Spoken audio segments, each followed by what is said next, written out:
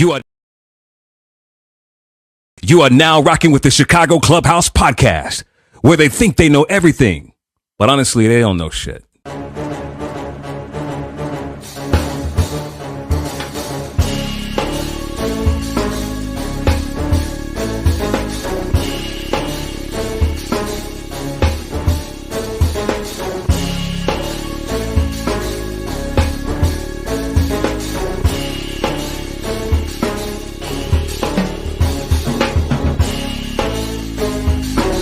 These summer league games and they tell you about these new up-and-coming coaches. I think we should get rid of every motherfucking owner in Chicago. Enzo and Caruso, both when they are on the court, are like your defensive generals. But they need to get that strong safety who's not scared to hit somebody.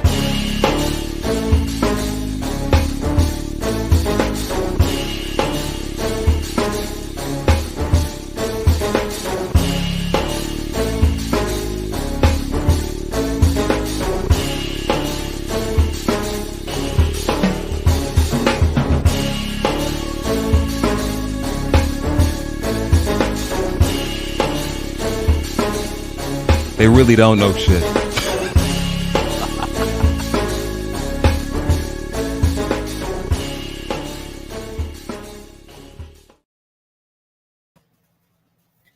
Welcome, everybody, to the Chicago Clubhouse podcast. I am filling in for big old Terrence, who's getting hit with a little bit of sniffle allergies going on right now. So happy to be on here. We're in line for a great show. We got a couple of surprise guests that are going to be coming in for us today. It is kind of like a little fan appreciation day. So, I mean, if anybody else on the chat wants to come up, I will start showing some the website on there. And, hey, you guys can join us as a guest. Tell us what you think. We're going to be talking Super Bowl, Senior Bowl. Let's not forget that as well. There was a couple of shining stars going on in that Senior Bowl that we're going to have to maybe take a look at as well. We got free agency coming up, NFL draft. We better not be picking number one. Absolutely better not be picking number one. So I'm hoping we're going to see some nice little trade backs and everything. But hey, let's get this show underway. I'm going to get it started as we always do with the stat man, big old JP. What's up, Tank? What's up, JB? How you doing, man?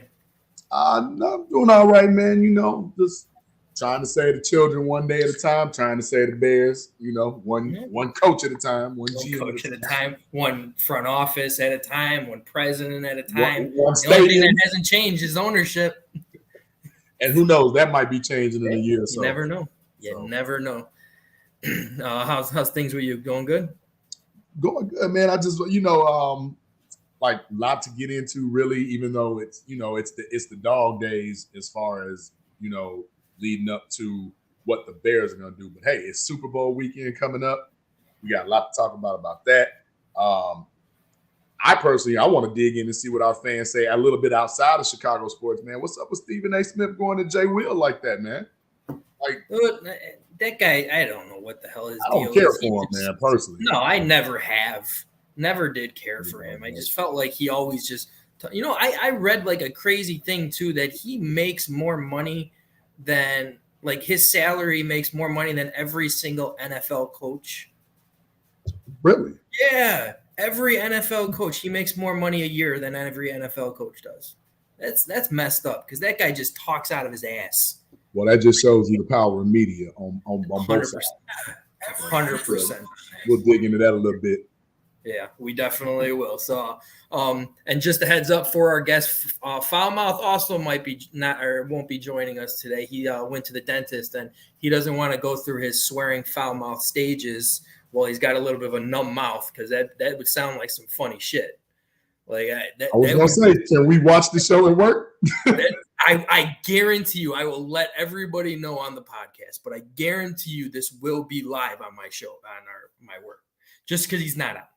But we do have another host with us today. Everybody knows who he is. He's got a show on our network on Thursdays now. Easy Does It. So damn good show too. Yep, Easy. Thanks a lot, JB. I'm glad you like it. I want to thanks, guys. Glad to be co-hosting with y'all. I want to say on the topic of Stephen A.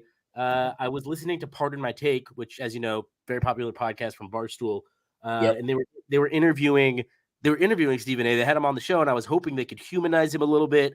I was hoping that like I could listen to it and maybe get like something and just get something from it where I'd be like, oh, okay, maybe he's not as bad as his persona on TV. But it's like there's just this certain lack of accountability he has when he gets his takes wrong that just completely shines through whenever he talks. And it's just like, yeah, I don't like the guy. He definitely pisses me off. Not my favorite talking head. My favorite talking head probably got to be Frank the Tank, if you know what I mean. Yeah. Definitely JB up there, so. And myself, Shots fired we're already. all talking heads up here. What'd you say, Frank? Shots fired already, and the show just started. You know no. it. No, but we're all talking heads. Yeah, we have fun. We think we know everything, but we don't know shit. That is, and it's not a lie. It's not a Even lie. though we do get a lot of guests who really do come out and say that we do know a lot. Yeah, it's honestly quite flattering. It is, absolutely. What up, Jesse and Kasim? Welcome to the show. KB, Jesse, what's happening? Did y'all hear about Aaron Rodgers in the he's gonna take a 4-day retreat and like a darkness retreat before did anybody not expect this? I mean, I can't say I expected this specifically. He's going to be sitting on a carpet, barefoot, his legs Indian-sized cross, holding hands, singing Wusa, and he's just going to miss training camp. But he's not going to give a shit. Oh yeah, no, and I'm, I'm just hoping that his decision is to go far away from the NFC North. But I just think it's just very. He always outdoes himself in terms of weirdness. Every year, he just. So let me ask you guys this real quick before we dive in. Does that boost our chances next season? If he's out of the NFC North? Absolutely boost our chances. Let's just say out the NFC, period. Well, I think specifically if he's out of the NFC, yeah, I mean, I think either way, yes, it boosts our chances. But mainly if he's out of the, like, if he's in the, like, if he goes to San Francisco or, like, New Orleans, I think that boosts our chances almost as much as if he goes somewhere in the AFC because we don't need to deal with him twice a year. And I think that, like, that's kind of, in some ways, that's kind of been the downfall of the Bears is, like, if you look at some of those mid teams from, like, 2013, maybe even 14, 15, not 15 because we beat them 15, but, like, some of those teams, they would have been a lot better off and could have potentially made deep playoff runs if they didn't have to deal with Aaron Rodgers. But I will say that actually, before we even dig into this, we have one of our guests down waiting to hit in here as well. So I'm gonna bring him in because I'm sure he's gonna want to say something. I see him nodding his head when we said Aaron Rodgers, so I'm sure he's got some good stuff that he wants to say. So we got Greg Lewis from the Sizzle Podcast joining us today. How's it going, Greg? Hey, what's happening, man? I saw you shaking your head in the background. Man? What's good? How's everybody? Good, man. Happy New Year. Welcome back. Hey, man. Wonderful. Hey, Easy, I like your takes, man. But I'm going to play the contrarian for just a second, if you allow me I to. love pushback. Okay.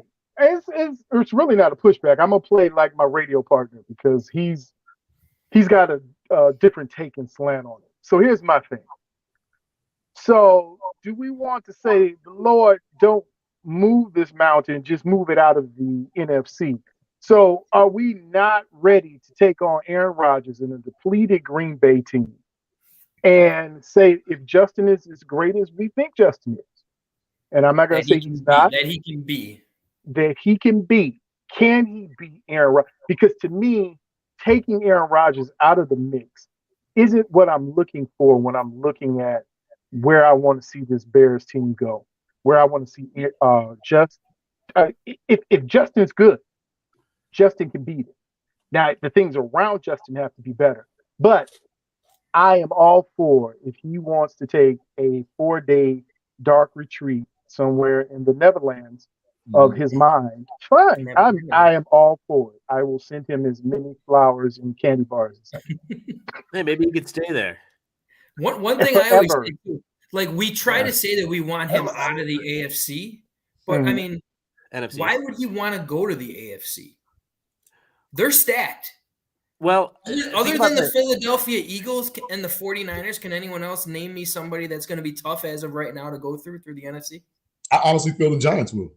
I honestly feel that. I agree, and I mean, look, they can be, but if Saquon leaves, because he's leaving, I don't think it has anything to do with Saquon. I think it has everything to do with Brian Dable and what. I also think. I mean, we love to clown the Cowboys, but they did beat us by 2 or 3 touchdowns the last time we played them, and that defense. The Cowboys never show up when they need to show up. Let's not forget. That's true.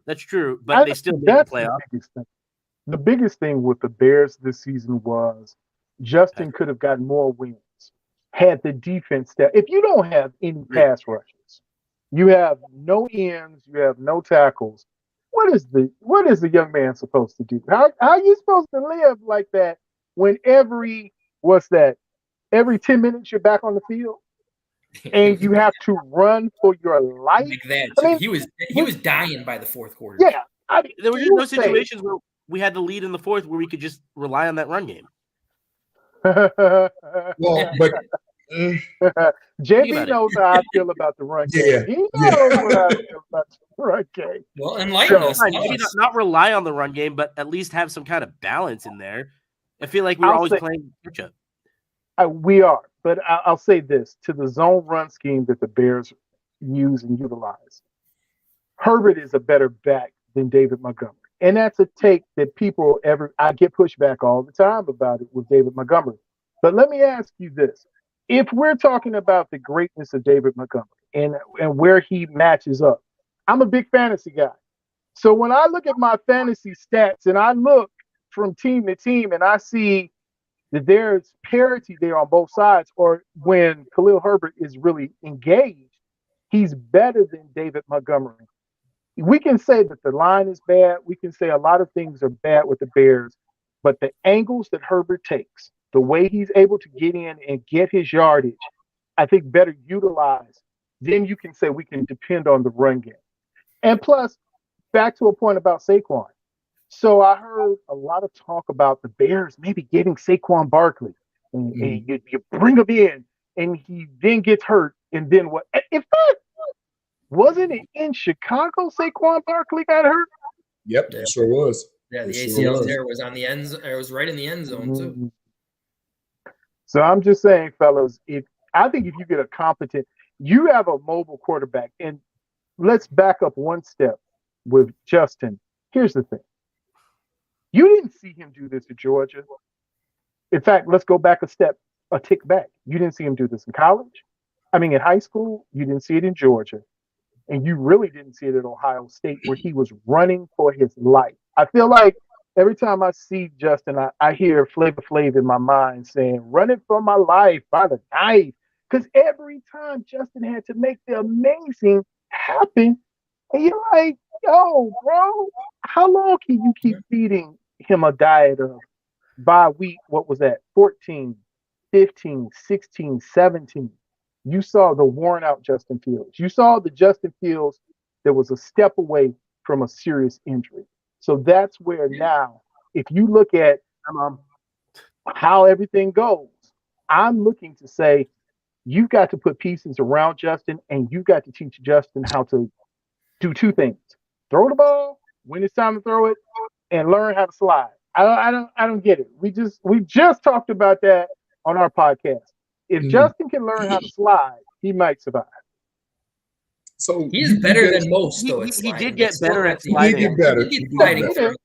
But some of those hits that, and this will segue to a later front. Hopefully, if Gary Zahara, if you're watching, maybe you can chime in. The referee is still not giving Justin those calls, right? Which is key too, because in certain situations now where I have to backtrack and say, well, is Justin going to be the one-trick pony? Not because we're devoid of just talent, but because we're devoid of good coaching, good scheming, good play calling. Because if you look at the Philadelphia offense, we eerily similar. And what they do with their zone read, guys, their receivers are they block like no other, right? But not only do they have vertical threats, they throw a lot of slants. They throw a lot of over and underneath routes. they get the ball out quick, even though Philly's probably got a top 3 line, maybe top 2, maybe top 2, maybe top 1 in the whole NFL. Anchored by 2 Hall of Famers. Yeah, and one of them is a free agent this year. And you look at what Sirianni is doing. I mean, can we say besides, and I'm not talking about stature, I'm talking about just level of play. Can we say that Jalen and Justin are kind of similar as well? I think Justin's better than Jalen. At least I'm just talking about ceiling is higher than Jalen. We'll say. I think Justin will end up better than Jalen. Play style similar. The one thing I'll give Justin over Jalen is, and this is not taking anything away from Jalen, is that Justin's, well, I guess they're kind of even in this regard too, is they just both have a lot of toughness. Like, I'm not as worried as a lot of people are when Justin runs the ball because we've seen him bounce back from getting hit hard before. And the thing that gives me confidence, you don't want that to be sustained, though. You don't want that. No, it's not. We don't want that to be the norm, right? But what did give me confidence is when he did miss that one game against the Jets after getting just destroyed against the Falcons, he came back the next week against Green Bay and he looked awesome for 90% of the game. So it's really that toughness thing that they have a lot in common, I think. So yeah, they are similar. And that's all I'm saying, because if we see it, like so many of our NFL guests have said, they see it, but that doesn't mean that they don't stray away from what they do. A lot of coaches' downfalls, fellas, from the Schottenheimers of the world, shooters, whatever, they stick to what they want to do, whether it's successful or whether it gets them fired. They're going to do it their way. And unfortunately, as much as I feel that Justin can be so much more Josh Allen and so much less Cam Newton, right now he's trending to be Cam Newton, and that's scary. It's still early, though. It's still early. It's still early, but again, Cam Newton came out his rookie year and threw for over 4,000 yards and was like, oh, this cat can throw. But also, remember, go ahead. Cam Newton took the Panthers to the Super Bowl. You know who the number 1 receiver was? Sans Greg Olsen is Ted Ginn Jr. Yeah, Ted Ginn Jr. You did name Greg Olsen, though. Greg Olsen was a beast. Oh, no doubt. But my point being, fellas, with that is, look at the passing decline of Cam Newton. So you're telling me 4,000 yards his rookie year, now all of a sudden he can't throw the ball anymore? No, because over time he's taken so many hits. That 95 throwing power looking real 72-ish. But wasn't like Cam Newton still had a good offensive line, at least good. Solid offensive line. When his passing still declined. Justin Fields didn't have an offensive line that could actually pass block for him. That's why his passing declined. But I do see where you're going with this. And this is where I was actually going to transition to what Sizzle was saying with the David Montgomery situation. Like, I agree, Herbert is a better runner. I will agree that. Because he hits the holes hard. He sees his vision is better. He's very good at that type of things. But if you can get David Montgomery for $7 million. It's on the table, 3 for 19 with incentives. So what's math? With incentives? Slightly 7. Yeah, it's like 7. I consider it'll be like 6. It'll be a little less with the incentive. And I like that. I would take that deal because I do feel that is a very good 1-2 punch. I like having the 1-2 punch like the Packers have. Like, I do like that. And when it comes down to that, David Montgomery is like, Herbert needs to improve on catching the ball, and he needs to improve on pass blocking. David Montgomery is damn good at both of those. Well, he's the better football player. He is. He's the best all-around running back, while Herbert is just a phenomenal north-to-south runner. Well, just the niche what he is. He's a very good north-to-south runner. But I like that in the 1-2 punches. I love what David Montgomery brings as far as missed tackles and stuff with the the shoddy line and everything. But I mean, let's not forget too, Herbert does struggle in the red zone. I don't want to call Herbert and Montgomery thunder and lightning because neither of them is really lightning. But it's kind of like Herbert's the thunder and Montgomery's like more of a tornado type, because he kind of does everything, does a lot. He does a lot of damage, and something he does, very underrated part of his game is how efficient he is at picking up yards after a check down. And I think that, like, checking it down, I mean, look at Joe Burrow. That's a huge part of the game. It should be a huge part of the game once you have receivers in there to push the defense back. So easy. That's why I kind of like the idea of that 1-2 punch. Easy, but backtrack just slightly. With that said, play calling, if you watch, most zone running schemes have like an elite back that can do it all. Right. Right. You know, very few, like, and I'm not even calling him this, but look at the comparison between Josh Jacobs and David Montgomery, right? But look how far the gap is between Josh Jacobs and Khalil Herbert. Mm-hmm. And True. that's why I say, give me more value to that guy in this day and age that can do the blocking, that can get the pass catching, that can get the check down on a 3-yard screenplay and get 10, 12, 15 yards. That's what you look for in today's game with a struggling offensive line. Who are Quick the elite passes and movement. Who are the elite what's the word? Who are the elite running backs in the league though? Right? Like apart from Saquon Barkley, like are there any, like, would you call any of the running backs who are in the Super Bowl elite at this point? Well, Pacheco's a rookie. I love Pacheco. I think he's awesome. He's the one. He's like a diamond in the rough type kid, right? Yeah. The tandem that Philly has, I won't say either one of them are great. Like Gainwell, Scott, and Sanders. They're definitely,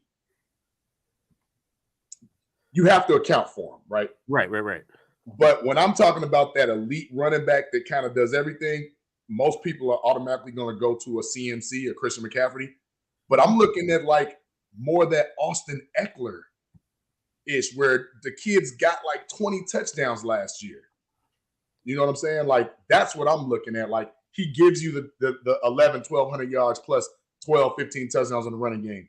He gives you 600, 700 yards in the passing game with another, 4, 5, 6, 7 touchdowns. That's what I'm looking for the Bears right now is what we need. And if we don't have that until that line gets improved, then are we kind of just tilting our hand like we're going to do 3 yards in a cloud of dust and hope that we get 3.5 on third down? I think Montgomery can still be that guy. I just think Justin needs to like, my one critique of him this year, my main critique is he plays a little too much hero ball. He's got to, like I talk about that Packers game a lot, but late in the game, Montgomery was open for a check down for 5, 6, 7 yards. You never know how long you could take those. So I think Montgomery still can be that guy. He just doesn't get the opportunities as much. Yeah. Let me ask this question. When we talk about running backs, college has moved away from it. The NFL surely has moved away from the featured individual running back, that big-time running back. Yeah. And you have a number of them coming out this year who are big-time running backs who will be taken in the 2nd to the 6th round. Mm-hmm. Is it a wise investment if you can find a back that can pick up the block, one thing Herbert does not do well, catch out the backfield, and give you, again, that 1-2 punch? Is it a better investment saying I can get a running back in the later rounds and invest that money defensively either on a corner, a linebacker, or a 3 technique, and then say, thank you, David, for your service. We do appreciate it, but please find your way to someplace else who will give you the money that you so desire and need. Can the Bears find someone else? I know leadership is a big thing. And that hurt them this year big time. Yeah. One of the viewers who said, I know he's not a 60-yard guy. He's not that guy. He's very well said. It was Ryan Burbridge. Ryan, I appreciate it. And again, I'm going to say not just the line and the receivers, but you have to get better play out of everybody in this mix for this to work. So are we going to just say that if we get David Montgomery a contract, that's going to start with a line and David Montgomery? Now you have a championship team. Are you asking, am I saying that's what the formula for success is? Absolutely not. No. Because you want David Montgomery to be an adequate piece. Mm-hmm. You don't want to put the world on his shoulders, because that's not what I'm not saying let me not say he's not capable, right? Mm-hmm. But from what we've seen, to where he got 1,000 yards one season in spite of Nagy, got almost 800 another year where Nagy was giving him like 7 carries, 11 carries a game. Yep. Right. To now to where he still had a 7 and some change, if I'm not mistaken, splitting good time, and I think he missed a game. Yeah, one game. So have we ever really seen David Montgomery get the workhorse load? I don't think we have. No, So I don't think so. We can't So we can't adequately say, is he 100-yard back? Is he a 15 to 2,000 yard all-purpose yard runner? Play. We haven't seen that yet because he's never really been given the opportunity. Okay. Now, what I will say is, if you bolster your line, because most of us agree throughout CCP, we want to build inside out, right? Mm-hmm. And if that line, as presently constructed, was the number one rushing team in the league, that's where I say the stats can be misleading, because of those yardages, Justin was number one, right, on design play calls, on quarterback scrambles that turned into runs. That's not really showing me that you have a true running game. Mm-hmm. Love you too, Bullets. And that's where it scares me, because now, fellas, I'm with you. What if you do put Saquon behind that line? That would be a deadly combo. No, but the same scenario. When you say money, that's scary when it comes down to money and how much more things that the Bears need. Well, I'm not even looking at the money. I'm looking at the player. No, for the sake of Madden, I think that would be amazing. But Madden, dominant, dude. Yeah, I mean, that would be OP. But also, you would also take off the salary cap in Madden. Let's not forget that's true too. But also, but not that we need to, because the Bears have an ungodly amount of money anyway. But look, just the idea of running some options on 3rd and 1 with Saquon and Justin Fields is that makes me salivate at the mouth. But at the same time, it's when it comes to getting production, I do think that you can still get that kind of production out of one or two guys. But I'm not going to complain if they get Saquon, because it's why would I complain about getting a running back of his caliber? So right, you shouldn't complain, because that's the star power that we always say the Bears never get offensively. Right. True. And what he does to coverage is great too. Put him as a receiver. He has some receiving skills that Saquon's a very I've good seen him line up and catch the ball from Daniel Jones. We know he can do it. I'm at that point where if they do, I don't think it's going to happen, but if they do go out and get Saquon, I'm not going to be mad. Right. Because it's Saquon Barkley in the backfield. It'll be a little confusing at first, because I would have liked them to spend that money possibly on a wide receiver. Did we losses with camera possibly? No, I'm still here. Okay. Well, let's keep in mind with the money, because we always say, oh my God, that's too much for this guy. Or, oh my God, that's too much for that guy. This is not the time to be cheap. No, this is the time to go out got the money and make an impact. For one, they can't take it with them. You know what I'm saying? That's true. If there's somebody that really wants to actually come here of that caliber, you have to at least take the listen. You have to take the interview. You have to take all those things into factors consideration.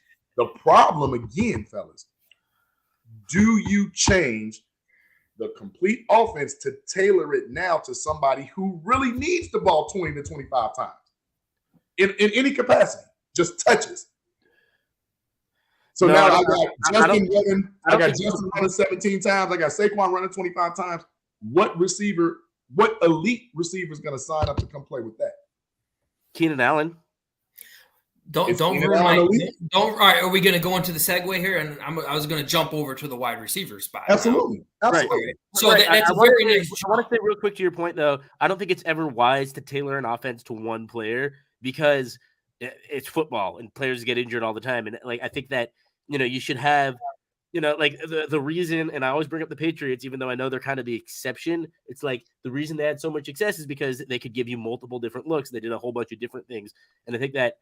Justin Fields is capable of doing multiple different things, and that's why I'd say no, you don't want to tailor the entire offense to accommodate a Saquon Barkley type when you have all sorts of, when you really should be having a diverse offensive game plan but that a lot of players could be plugged into. Didn't they kind of just tailor the whole offense for Justin to run and get them out of trouble? Yeah, and we won 3 games. Okay, how many games were they in? A lot. No, I mean, look, the offense picked it up as the year went on. I still think that it's a little different when you're talking about a quarterback, though. One position player, the franchise quarterback is the franchise quarterback, but tailoring it to a position player, like a running back or even a receiver, I agree kind of a with risky that. business. Kind of a risky business. it's all a risky business to me if you say the proposition is that you're putting everything on Justin. So if we're saying that Justin is the lead dog, and we're saying, well, what great receiver would want to come where you have a team that runs a lot? Is not the point of a great quarterback to be able to make the receivers and players around him better through his play, and then it filters out through the rest of the team?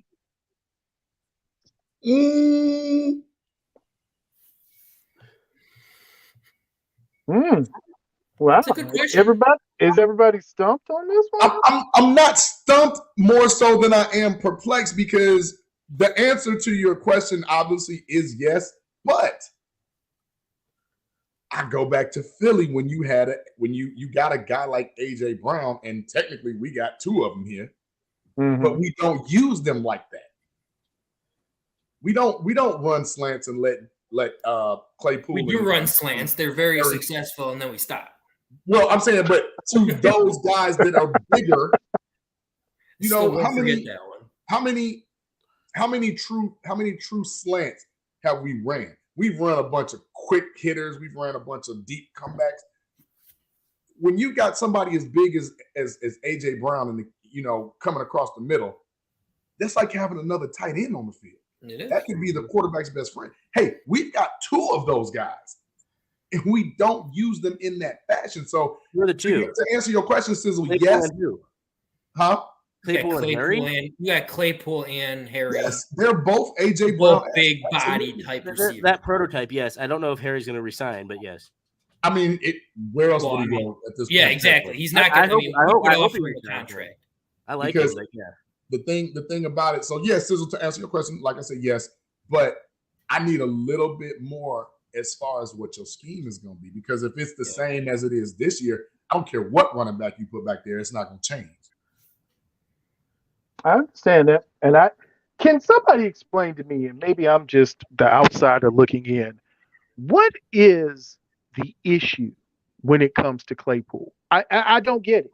I'm not being funny this time. I truly don't understand where this disconnect is with Chase Claypool, not just with the Bears, but where it is from the Steelers, from where he was at Notre Dame to now where he is. Mm-hmm. I don't understand the disconnect. Go ahead, guys, because I think that when he went to the Bears, a lot of the strategy was long-term forward thinking of just like, to my memory, he didn't play a lot of snaps, and I think the logic behind that. He only played 19% of the snaps since coming here. I think they want him. I think what they said to him is, look, we're not going to play you a lot this year. We're going to give you a huge chance next year to earn a big payday, whether with us or another team. We're going to give you that opportunity to go in, prove yourself as a number one guy, build up a chemistry with a full offseason with Justin Fields during training camp. And, that way this year, like, I feel like it's almost like a mutually beneficial deal that Claypool has with the team, which is that since next year is his contract year, like he's going to have a full season to show what he can do. And at the same time, the Bears won't be in a position where we're trying to get that number one pick again. Does that make sense? It does. It makes sense, but then that's contradictory to what he said himself. Sizzle, do you remember what Claypool said? He said he's the number one receiver, and he's the best receiver in basically every situation he walks in. And he also said the playbook is not so complex that you can't run the same 13 plays. There's only so many routes we can run. I need to be on the field. So that logic, that easy that you're giving, is it might be true for, to make a splash for next season. But currently, I still need to see what the kid can do, because his rookie year, he had 9 receiving touchdowns and 2 rushing touchdowns with an old, aging Ben Roethlisberger. But we threw none of the same plays. Yeah. Yeah, thank you, Bullets. Put that back up, Frank. 29 times in 7 weeks. Like, really? Yeah, and I mean, when he's putting on there 35% of the snaps too, 19% of the snaps were actually passing plays. All the other ones he was out there blocking. And also, I think he did also draw a couple PIs, and he drew that one PI that he didn't call. And then I do think he also got a little banged up in the Packers game on that non-fumble where they called it a fumble. He kind of went when he came down on his knee. Yeah. But again, look at the play that was called. We're talking about somebody that had one-on-one coverage on the outside. You brought him on a deep curl back to the inside with a linebacker closing in. That's just bad play calling. Yeah. Well, I mean, it worked. Like they got a first down on the play. He just fumbled, and he got popped. Yeah. It shouldn't have even been. It should not have been called a fumble. Let's just say that was a more scarier hit than anything because I thought he was done for the season. I did. I thought he was done too. Right. I thought he was a bad situation. Fair. But again, you talking about a kid that's 6'4", almost 6'5", that runs a 4.5 40, and the jump ball scenario happened maybe 3 or 4 times. Let's not forget one of those times was the one game Justin Fields didn't play too. Correct. The first drive. That was right. And well, here we go again. Like, that's what people are like. Oh, we need to start play calling. If you got that kid, that's a part of your play calling. This is where I say where tanking comes into play. I mean, but even still, tanking is one thing, but just if you're already planning to lose, I at least need to see what we got. Yeah. Like, at some point, you got to figure out who these receivers are. Now, maybe you sign St. Brown again because you think maybe his brother will show up. And I think they already re-signed St. Brown. They did. And I think, maybe they wanted his brother, and they were like, if we sign him, maybe he'll come. But I don't know what they have as a receiving core right now, which is pretty bad. I thought we had 4 under contract, right? We do. We have 4. We have 4 under contract. We have 4 at least under contract. Actually, 5. Pettis is under contract too. Well, he's got that. Oh no, Harry's not officially under. Harry's not right, but so still only 4. Pringle's got that where they can just release him with no penalty. Yeah, he should be gone. But so right now I'm looking at Claypool, Mooney, EQ, and Valus. That's why I said 4. Yeah, and I mean when you're saying EQ too, I mean EQ. I don't think he had a bad year or anything like that. I think he was actually better than what some people expected. But he is a very good run blocker. The best run blocker he does what David Tyree did with the Giants, which is he mainly came in. And the reason I bring up Tyree, partially because he's on the mind because Super Bowl week, but also, like that was essentially his role. He wasn't there to catch passes usually. It was like a very good blocking receiver who could kind of be a little bit of a blocking tight end in certain situations. And that's kind of what EQ does. But that just tipped your hat, right, to what the Bears plan on doing. You're not keeping him to be viable in the passing game to where he makes a difference. You just like his blocking, so that tells you they're going to keep running the ball. Well, no, because you're not investing in him. You're giving him like I think 1.25 give him a 1-year contract. It's not about investing in him and the money. I'm talking about investing in him and what he can do with this scheme. Yeah. Maybe he That's fits what the I'm team. I also think that like every team likes having a receiver who can just come in and be a solid blocker. Like I don't think that's like necessarily a scheme thing. Every top coach would love a receiver that can block. Like that's just what it is. Right. But if I'm paying you $1 million some change to just block, as a defense, I'm gonna look at him like he ain't getting the ball. He's just blocking. So start looking for the run. Well, they do give him the ball sometimes, though. That's the thing. Like, if you got to keep him honest. It's not enough because when he comes in that jet sweep, they're gonna do the same jet sweep to Bayless Jones. Like it's gonna be the same scenario over and over and over again. Which is why I said play calling and scheme. Now it could be again. Well, Sizzle. I don't know if you remember, but I'm on record. I think Luke Getsy was a terrible hire. I think he was terrible. And I stand on that only because people like this boils my butter, right? Okay. Well, he was with Aaron Rodgers. First of all, he never called a play. It was Aaron Rodgers. Second of all, do you really think Aaron Rodgers benefited from him? No. Yeah, right. that's Go look at what just happened to his offensive coordinator too. Like his offensive coordinator. Hell, right? So I'm just looking at this like we got this guy. Okay, he could be an offensive guru genius. We've seen that story 1,000 times, and it's not like that.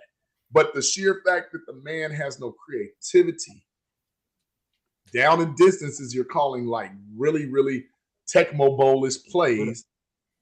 which means, if Tecmo Bowl, you only got 8 plays you can pick.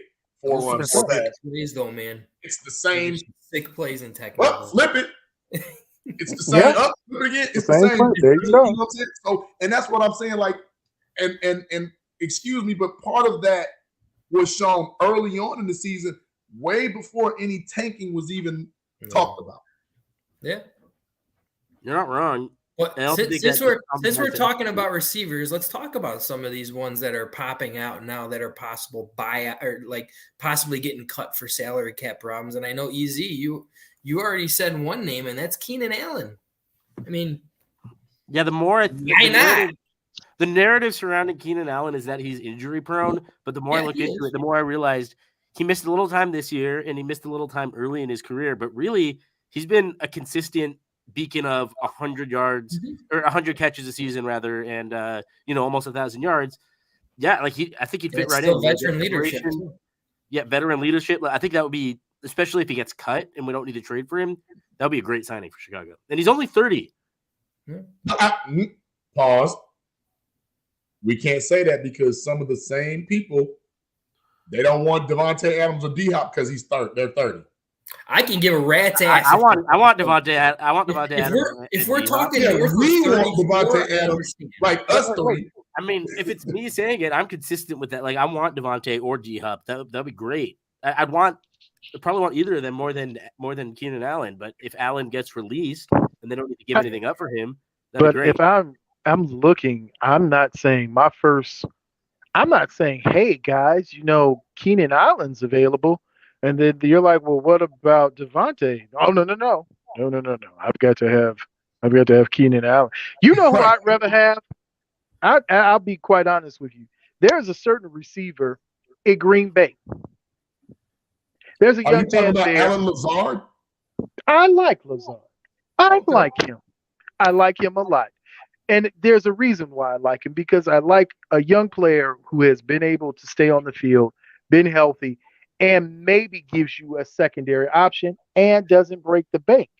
If you're looking at a team that's going to run the majority of their time is going to be running, then you need receivers that can block, make quick cuts, get in and get out. You don't have to get really home run hitters. You don't have to find the greatest players. But if you don't like a Lazard, okay, well, let's talk about it. I like Lazard, but I'm just saying it may not even be Lazard. It could be players more like Lazard that are not the top. Yes. Real quick, because I know you're. Did you know your camera went out? Yeah, my camera doesn't like me right now. Okay, just making sure, because sometimes we get technical difficulties on the film. But give me your short list of 3. I'm interested, because when you say Lazard, I think that's kind of telling if I'm on the same psyche with you, because of the type of player and knows the system, right? Something along those lines. Mm-hmm. Somebody who's keenly versed in that system. So we've talked about like Jacoby Myers. Mm-hmm. We don't talk about Alan Lazard. Now, I'm not a big Juju Schuster person. That's just for some reason, I don't know why. He's another injury-prone guy, it feels like. He's one of those guys where I'm like, maybe not. He's a slot guy. But if I had 3 guys, and I'm looking at it right now, and I know this sounds crazy, my 3 guys, Jacoby Myers, Alan Lazard, and here's another one. This is one that a lot of people don't look at. I may not. You know what? I'm going to say something else. I'm going to say DJ Shark. Okay. Really? I like Shark. I like Shark. I like the body. What I'm seeing when it comes to Justin is if you can give him basketball type players, ones that he can throw the ball up. We already have a decent amount of those. We got 3 of those. Yeah. You need 3 more of them. And you still got a young man who's injured. Now, I don't know how this ankles are very, and I can say Mooney will be ready to go. Don't even worry about Mooney. Mooney will be ready to go. Mooney's a dealer. Yeah, Mooney will be ready. If you tell me reports ready, he could have came back, but what? Oh, that's it. Yeah, he was. There was rumors that he could have came back the last 2 games of the season, but they just pretty much said it's not worth it. Why? It's not worth it. Yep. Rest Right. that It's not worth it. So it wasn't as bad as we originally thought it was going to be. Yeah, it was. I mean, like you said, any ankle, high or not. But hell, we saw what Patrick Mahomes just did with a high ankle sprain. Right. That guy's. Yeah, I know, easy. You can say what you want, but that guy is just unbelievable. Who? Mahomes? Patrick Mahomes. Oh no, I'm with you. Mahomes is. I mean, I just came out with my top 10 quarterbacks of all time list, and he cracked it. So like, I think he's still young too. Yeah, and he's 27 years old. He's amazing. Let me throw out. I want to say. Oh, go ahead. Well, give your three. Easy. Do your three. Like everybody, give the three. Right. My three are look. Like I think I'm a little bit in a different camp than G Sizzle, and my logic is we need and this is kind of what I can't remember the man's name we had on the show recently, the journalist who was talking about how we need Howard. Proven. What'd you say? Howard. Herb That's Howard. right. Howard was saying we need a proven number one receiver that like absolutely impacts game plans. You're never gonna get a single high safety. Like just absolute coverage dictator, and that's why I want Hopkins. I don't think Adams is logical, so I'm going to leave him off. Mm-hmm. Well, fine. I'll say Adams. He's Adams logical. You have a lot of picks, so he's. I'd say Hopkins, Higgins, and Adams.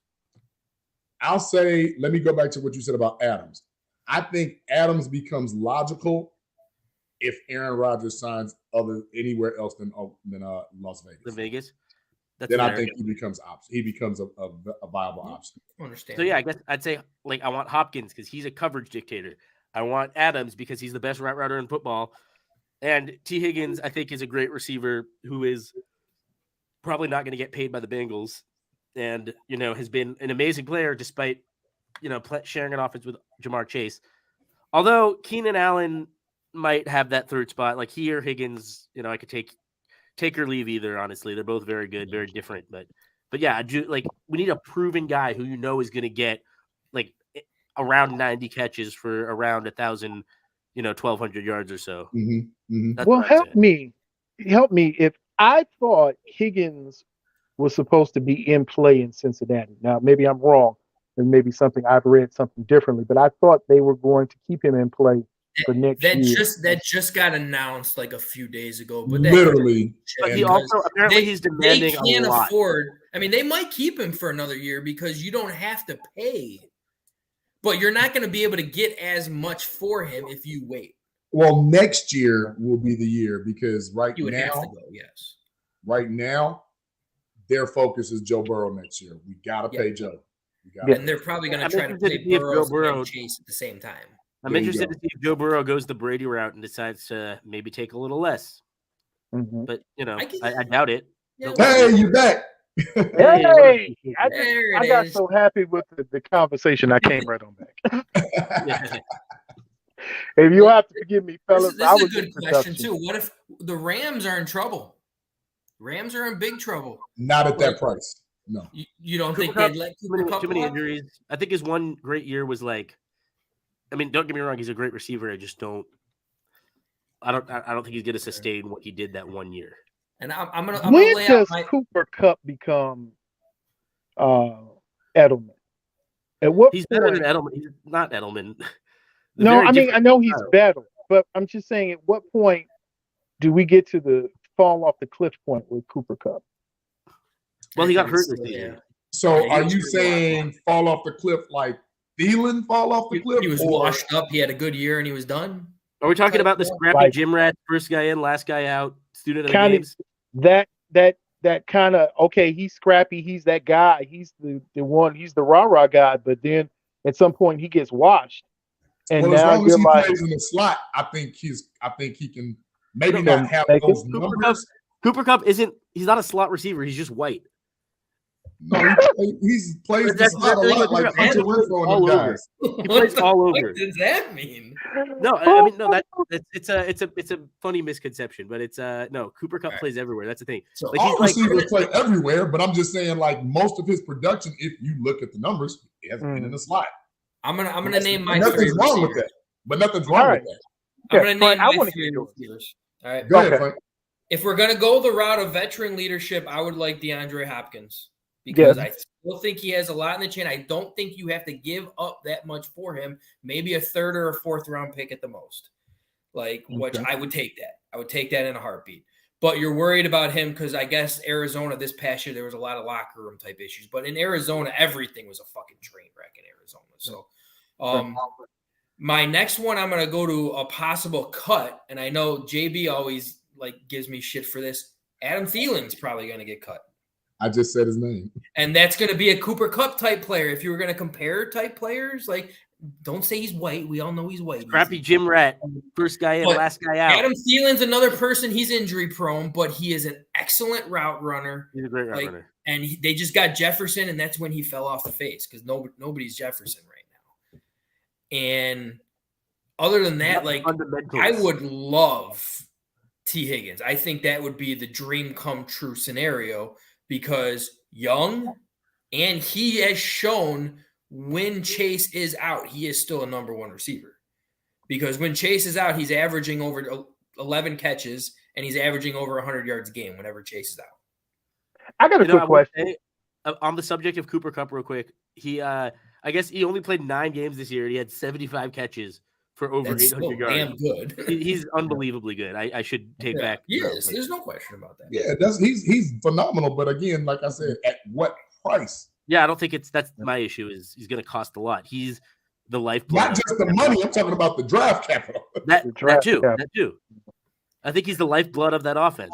Falmouth, how about you just come on the floor and tell us how you feel about how do you tell us, Falmouth? Now, that's what I don't agree with. That right there, what you just put up, because now you're talking about hell. Third round Cardinals might be able to they might tell you to give us a second and a bag of used footballs, and we'll get rid of them. Just because of what you said about the locker room. But, Sizzle, you said you had a question. Ask a question before I do my 3. Yeah. Okay. Do at any point you think you go and find maybe one of Justin's receivers? Do you go and get somebody he has a rapport with? And if you've got second round picks and third round picks and you're willing to throw them out and you're trying to make some things happen, do you go get one of his receivers, one of Justin's guys? Whoever it may be. Ohio State, somebody maybe sitting on the Jets, maybe somebody sitting in New Orleans. I don't know. I'm just saying, do you say we need to get him his guy?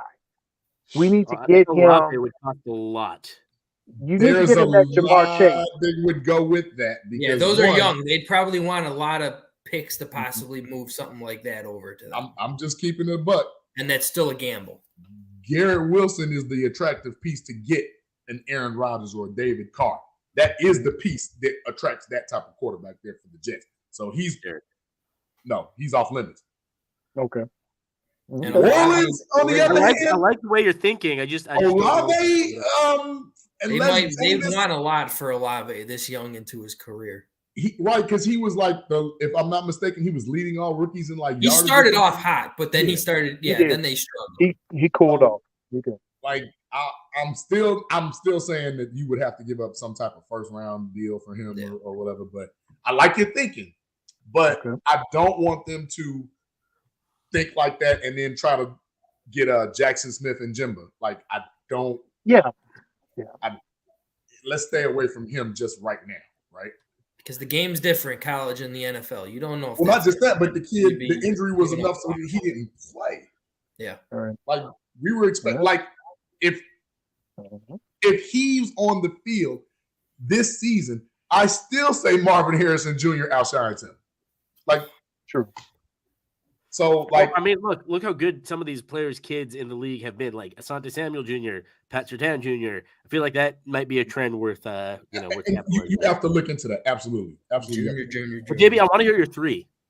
Oh, so my 3, of course, like I said, it depends on a lot of movement, but I'm in agreement with Frank. If we can get D-Hop for these next 3 to 4 years to help Justin to just give him some confidence. Yeah. And just because he was a locker room problem in Arizona, he's never been. He's never been. Remember the thing about the problem. Arizona's the problem, and Kyler Murray could be the problem too. Cliff Kingsbury was a problem as well, and that's why he was fired. I would definitely kick the tires if they're not talking too much on him. A guy that I would give up some money for and some capital is Ridley. But I kind of feel like I kind of feel like Jacksonville wants to bring that old. Oh, he said Oilers. Yeah, Calvin. I think they want to bring that old Houston 4 receiver set. Yeah. You know, that Ernest Givens, Drew Hill, Hayward. I don't think they're giving up Calvin Ridley. Hey, money and draft capital talk. Yeah. So you never know. Sure. And I tell you what. And bullshit walks. He's damn sure the freshest person available right now because he ain't played. But he's not available. He's not available. Sure. You got to trade for him, I'm saying. Right. Yeah, you'd have to give up some capital for him. And that's what I'm saying. And then the third one is kind of like along the same lines, but if Mike Evans, we can get him for the low, I wouldn't be mad at it.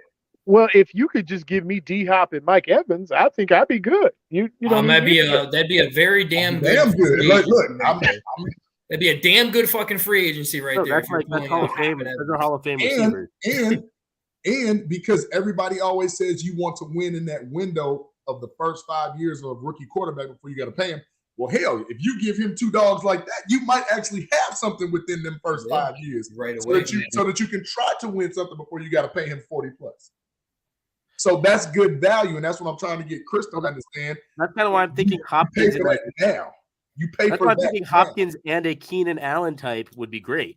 You know, I'm not opposed to it, but again, Keenan Allen. If I'm Keenan Allen, and I'm looking at Justin Herbert, I'm looking at Austin Eckler, I'm good where I am right now if I can stay healthy. No, they're talking about cutting him. Why are they talking about cutting him? Because salary cap issues. They're way over the salary. They got to pay Justin. They got to pay him. But can we say that we're at all confident that Keenan's going to stay healthy enough to even have an impact with the Bears? No, I can't say that. No, because isn't it something crazy like 3 out of the last 4 2-in-a-row years he's been hurt? Yeah, it's something sick like that. He's been very injury prone for the last few years. No, and so is Mike Williams, by the way. We got the troll on. We got the troll on. Yeah, he's not injury prone. We got the troll on. Hey, but you know what? John Burr, we love having you on, man. Keep coming on. You just keep feeding this Detroit bullshit. You know.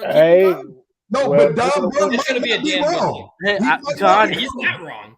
He's not. My message to Don is: I just want to thank you for beating Green Bay in the season finale. That was really cool. Dude.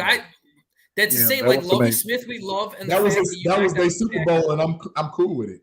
Oh yeah, no, the enemy of my enemy is my friend, and that's why I have nothing against the Detroit Lions.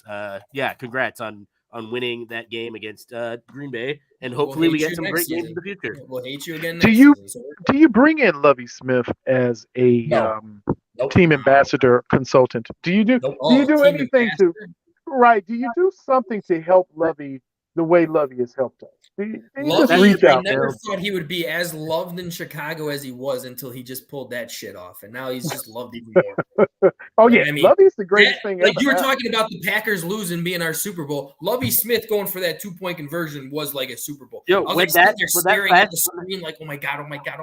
When that last Hail Mary hit the ground that the Colts tried at the end of that game, I was going crazy. I was jumping around like I just won.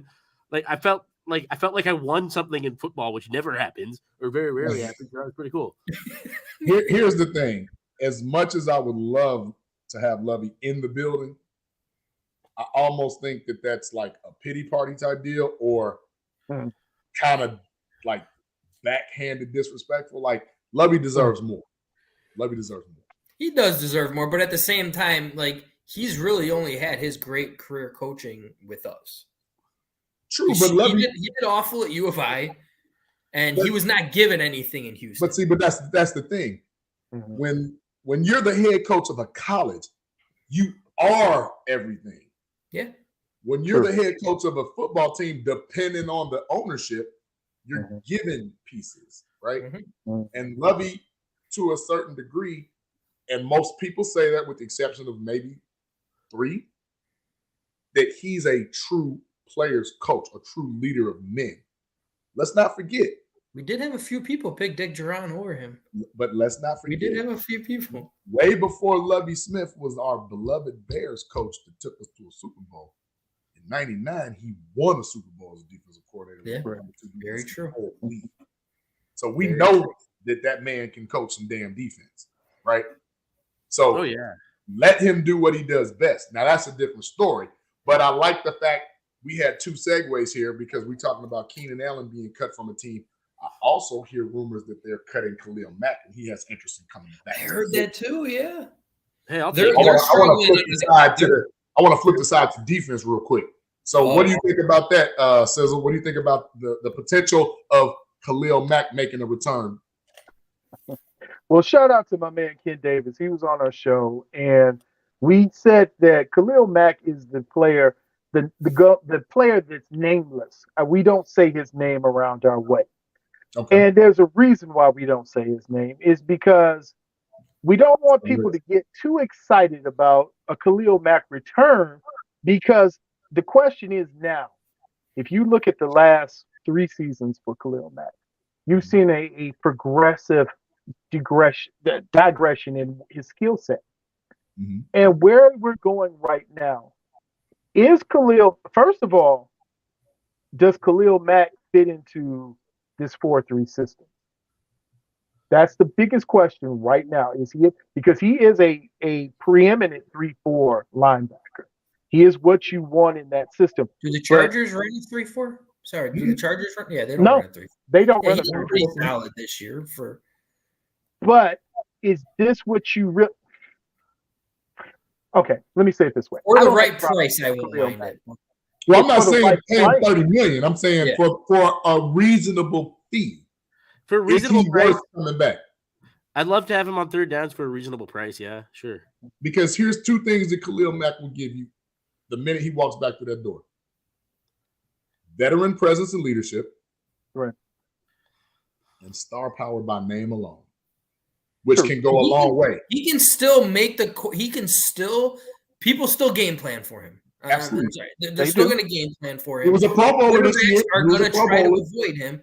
But let's just say this too: like, quarterbacks are going to try to avoid him. What if you still put Will Anderson on the other side? Well, then you have to be a for that. And then you're going into free agency, and I mean, I want JV to announce this one because he's got a special video for it. But you got other free agents that could be 3 technique type tackles too, that you can go out and spend the money on, who I would spend the money on to bring him here. He would get the Julius Peppers treatment, and I'd be sitting on his front lawn with a fucking contract and says, what does it got to take? I'm not leaving here until you sign. So we say this. Around here, Sizzle, we say this. For this particular player, what's your prediction for that position on the Bears? I'm not going to do it. You're not going to get me to buy it. You're not going to suck me in to this wonderful conversation. I'm not going to show you. We'll show you. I'm not. You want to show me? Mac Payne Anderson.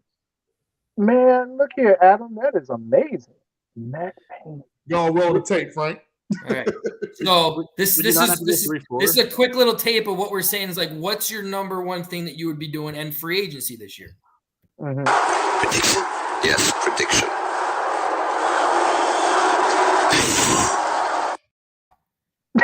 Ron Payne. We need Payne. You put Payne, and then let's just say Khalil Mack, and then you're gonna fucking throw out Will Anderson possibly, or Miles Murphy. Or Miles Murphy, if you're going to Miles of Pain. Yes. Oh yeah, Miles of Pain, baby. You know it.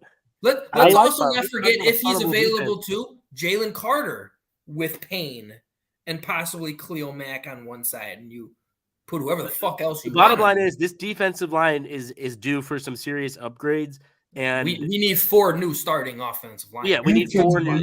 I like Justin Jones, but like I think more in a reserve type. You keep Jones. Jones at the goal line. Jones in rotationally. Sure. And our rookie that we got this past year too. He's going to be there. He started off doing very well, but I didn't see him get too much play. I still don't understand how Eddie Goldman. I still don't understand how Eddie Goldman never got a deal with Goldman Sachs. Like that would have been perfect, but that's a whole other conversation. Good one. I like that. Think about that. Sizzle. You literally, with 2 moves, you literally can fix your defensive line this year. I'm not going to fall for that foolishness. I'm not going to fall for that wonderfulness. I'm not going to do it. You're not going to. Is it because you have no faith in polls? No, I don't. Not yet. I'm not mad at you. Not yet. I don't Still too know what soon, he's yeah. going to do. Right. I don't know what he's going to do. But let me tell you this: that is the most Bears-tastic. Frank, can I see that graphic just one more time, sir? Can I Let just me hit you one more time? just? Prediction. Yes, prediction.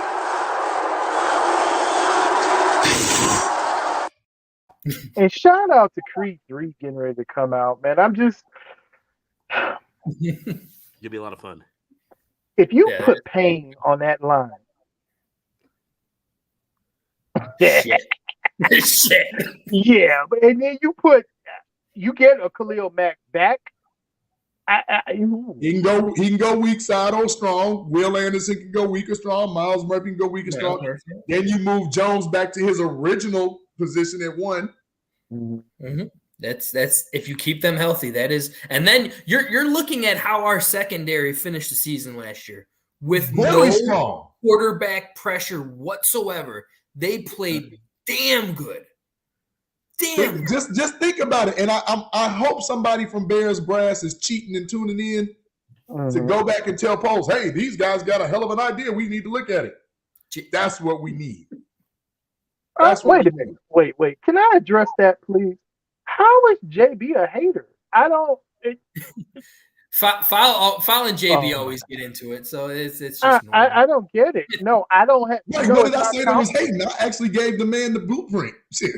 Yeah, I really, because I still got the question about the Claypool thing. So maybe that's why I'm stuck. Maybe I feel some kind of way because that Claypool trade now in hindsight, that's horrific.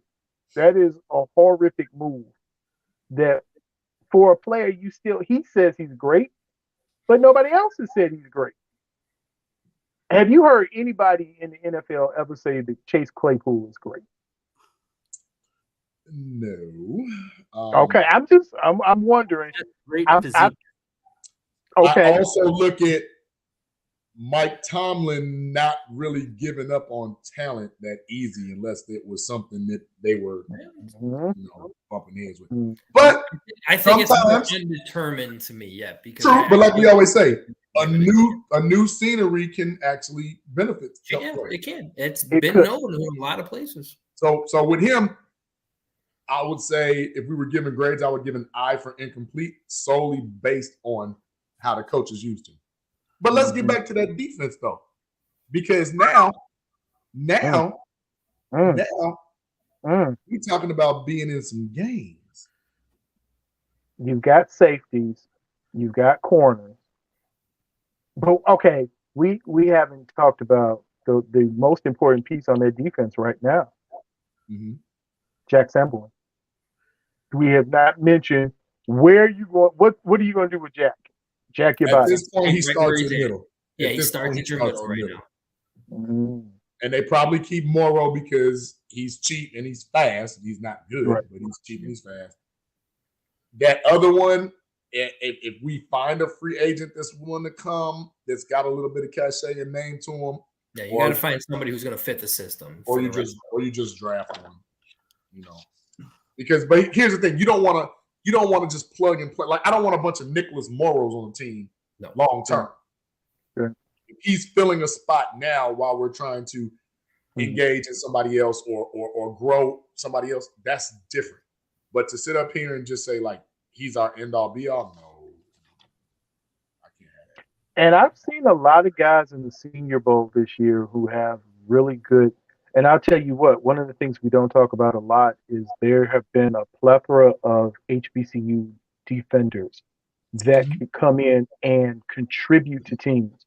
I mean, you got guys. I want to say Bethune-Cookman has a 6'6", 6'7" tight end that I saw in a senior game, and you're like, he's a monster that you can get 7th round, undrafted free agent. There are a lot of guys, but if you give me that front four, if you tell me the Bears get Payne, then I will wear a Ryan Poles t-shirt. I'll put it on right now. I'll put on the Ryan Poles t-shirt because if you get Payne, that puts everything else to death because he took apart a defensive line. So now if he can reconstruct that line, I like it. I like like it a it. lot. I think that's your number one thing that you got to get this year, honestly, is a whole new defensive front, because that secondary is going to be scary good if you can put pressure on that quarterback. So Absolutely. are we saying that Will Anderson is the better choice, or Miles, either of the two? Are we just throwing out that Alabama monster, the Georgia monsters? We're just throwing out any of those linemen, Carter, all of those guys. We're saying that the Bears have to go linebacker now, or do we need a stud 3 technique somewhere in that first round? I mean, you clearly need both. Well, here's the thing.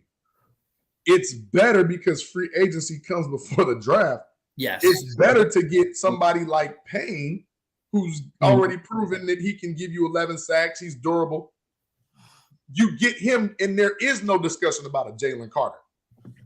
Okay. Because that no longer becomes a need. And if Payne isn't available and you can't get Payne, hey, then maybe Jalen Carter just jumped up a lot higher. True. But I don't see from reports that I've been reading as well is Payne ain't really sold on. He don't really want to sign with the he doesn't. You know, with Washington. And they got a thing, Montez Sweat. What's my man from Ohio State that just came off of injury? Oh, yeah. He'll come to me in a second. I can't do anything. Like he don't even like. He's kind of like, yeah, man, I'm listening. And rumors also said that they may not franchise him. Which if he shows he does not want to be there, they're not going to waste their franchise on him. They said. Mm-hmm. And we've got two attractive things. Chase Young, thank you. I knew it was Chase something. We got two attractive things to Lord Ron Payne. One is money. Everybody wants their money, right? Mm-hmm. And two, you come in here to be the man. Yeah. Not a piece of the puzzle, the man. Yeah. Well, oftentimes defensive tackles aren't considered the man, and I think they know that going in. Unless you Aaron Donald. Right. He's the exception. Mm-hmm. And I don't think Ron Payne is Aaron Donald. With his 11.5 sacks can be that exception too. I mean, I think he's great. Don't get me wrong. But sure, yeah, I mean, we could, like, I think there'll be a lot of Payne jerseys sold if he does sign here. I'll buy one. I would buy one too. We'll auction one off on here. Yeah. Guaranteed. But that also buys you time, fellas. Think about it. That buys you time to see what a Jack Sanborn can really do in a full 17 with actual people in front of him, so he's not tackling the world. Right. You know, that shows you what this newly constructed secondary can really do. We can pull a Dallas and lead the league in takeaways. When's the last time you could say the Bears led the league in takeaways? Probably like Lovie Smith. I was going to say 2005. Lovie Smith. Maybe 2018. Well, I'm looking. Okay, because Eddie Jackson. Oh yeah, that's true. Yeah, the first. Yeah, 18. I think was that last year. You could say that first match shithead year. If you're looking at the Commanders right now, between Sweat, Young, Allen, Ridgeway, I don't see how they can keep paying their interior line. You can't pay all the defensive interior people. You can't, because you gotta get Chase Young. You're gonna have to read him up at some point. He's going to set the market on the ends. We already know that. So, and so then it doesn't. Let me tell you what. What doesn't help is what Hassan Reddick just did for Philly. Yes. Yeah. So his numbers. But just think for a minute.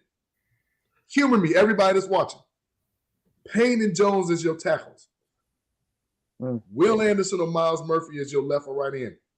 Khalil Mack coming back at a good price. Yeah. Fully healthy, coming off of a Pro Bowl caliber season again. He did without Bosa for most of the year, or not Bosa. Yeah, it is Bosa. It was without. It is. Always mix him up with the 40. Think of what that can do for you now. Anthony, to answer your question, like, do Anthony had a you question? resign Khalil Mack if That's for the money. if he gets cut and he wants to come back here for a somewhat friendly deal, yeah, you fucking sign him. Like, there's not even a question on that shit. You sign. Especially if you get him for like a 2-year deal. He did have a comeback year, but I mean, and this is the thing though, like, how old is he? I mean, I hate bringing up age, but I want to say he's got to be 30, 31, right? Yeah, he's got. Do you want to stay in warm weather or do you want to go to cold weather? Because that's always the big question. 31 is what I thought. Okay. Yeah, 31. Do you want to come to cold weather where you are having nagging injuries here, or do you want to try to stay in a warmer climate place? That's going to be the big question with Khalil Mack.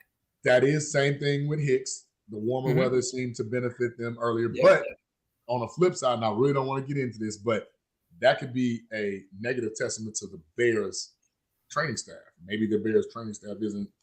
That's pretty much every Chicago sports team. We know the Bulls training staff sucks, but that's another story for another day. But again, with that freedom, right? Guess what you can do in the second round? You can get the best available lineman with a damn good pick. Then in that third, if you don't find anything that you like in the trade value for a wide receiver, you can get another wide receiver. Let's not forget too, like, if you're like, let's just say we don't get Will Anderson, we don't get Jalen Carter, you do get Myles Murphy. Hopefully that's because you possibly made 2 picks that pushed you back. And you can trade out. Like, you just inherited probably 5 or 6 more extra picks for this year. I'm gonna tell you a guy I like out of Arkansas, 6'4", big kind of like that Kevin Greenish size back in the day. I know what you're talking about, yeah. Drew Sanders. Like, go watch his tape. Yeah, go watch his tape. Drew Sanders, you said? Say again? You said Drew Sanders? The From linebacker? Arkansas. Yeah. The linebacker. Yeah, he's pretty he's good. He flies to the ball. Tapes, yeah. Good movement. Does he not give you Warwick Coleman, Lance Briggs vibes on the fly? Like, come on, we can build this real simple, real smart. Like, let's not like put the cart before the horse. He just flies to the ball all the time. Like, he's always around the ball. Like, that's and the kind of is that not what the hits is about? Yeah, Eberflus. Right. Oh yeah, no, he absolutely fits what that's Eberflus what we want. And that's what I'm saying. Like, this game, you don't have to continue to be the smartest man in the room.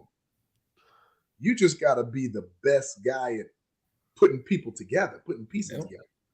I just don't know how worth it is to pick a linebacker in early rounds in today's NFL. It's the third round. Like, third round, yeah. Okay, that's fair. That's where I'd like. That's not bad. That's not bad. It's not like, I'm not saying he's Michael Parsons or anything like that, right? Right. But I'm saying, like, if you get that stud lineman that you really want in the second round, a la how we found Tevin Jenkins, best available. I mean, we know the Paris Johnsons and everything is going to be gone. For those that want us to trade back and get Scouter, how you say his name? Northwestern. Skoronski. Yeah. He'll be gone. I love him. A little undersized. Got a lot of Quentin Nelson in him. I love him. He'll be gone. But there's another guy damn good on Alabama's line. Another dude on Georgia's line. I told you what, I like the center. He got two names on Georgia. I like the center from Georgia. Buy Mustapher. Buy Patrick. I think everybody wants to buy the Mustapher. But I'm saying, like, you not Owen Kreutz. You could get so much. And Big Cat Williams. If they play it right. But the problem is, kind of to what you said, Sizzle, Poles is kind of like that C rating, and one move from going down or going up. Right. Because I'm sorry, I'm still holding his feet to the fire about this damn Velvet Jones. I'm sorry, I'm not giving it up. I'm not a fan. You know what? I forgot about Velvet Jones and the greater mixer thing. There's a lot of shit on here. Hold on. Hi, I'm Velvet Jones.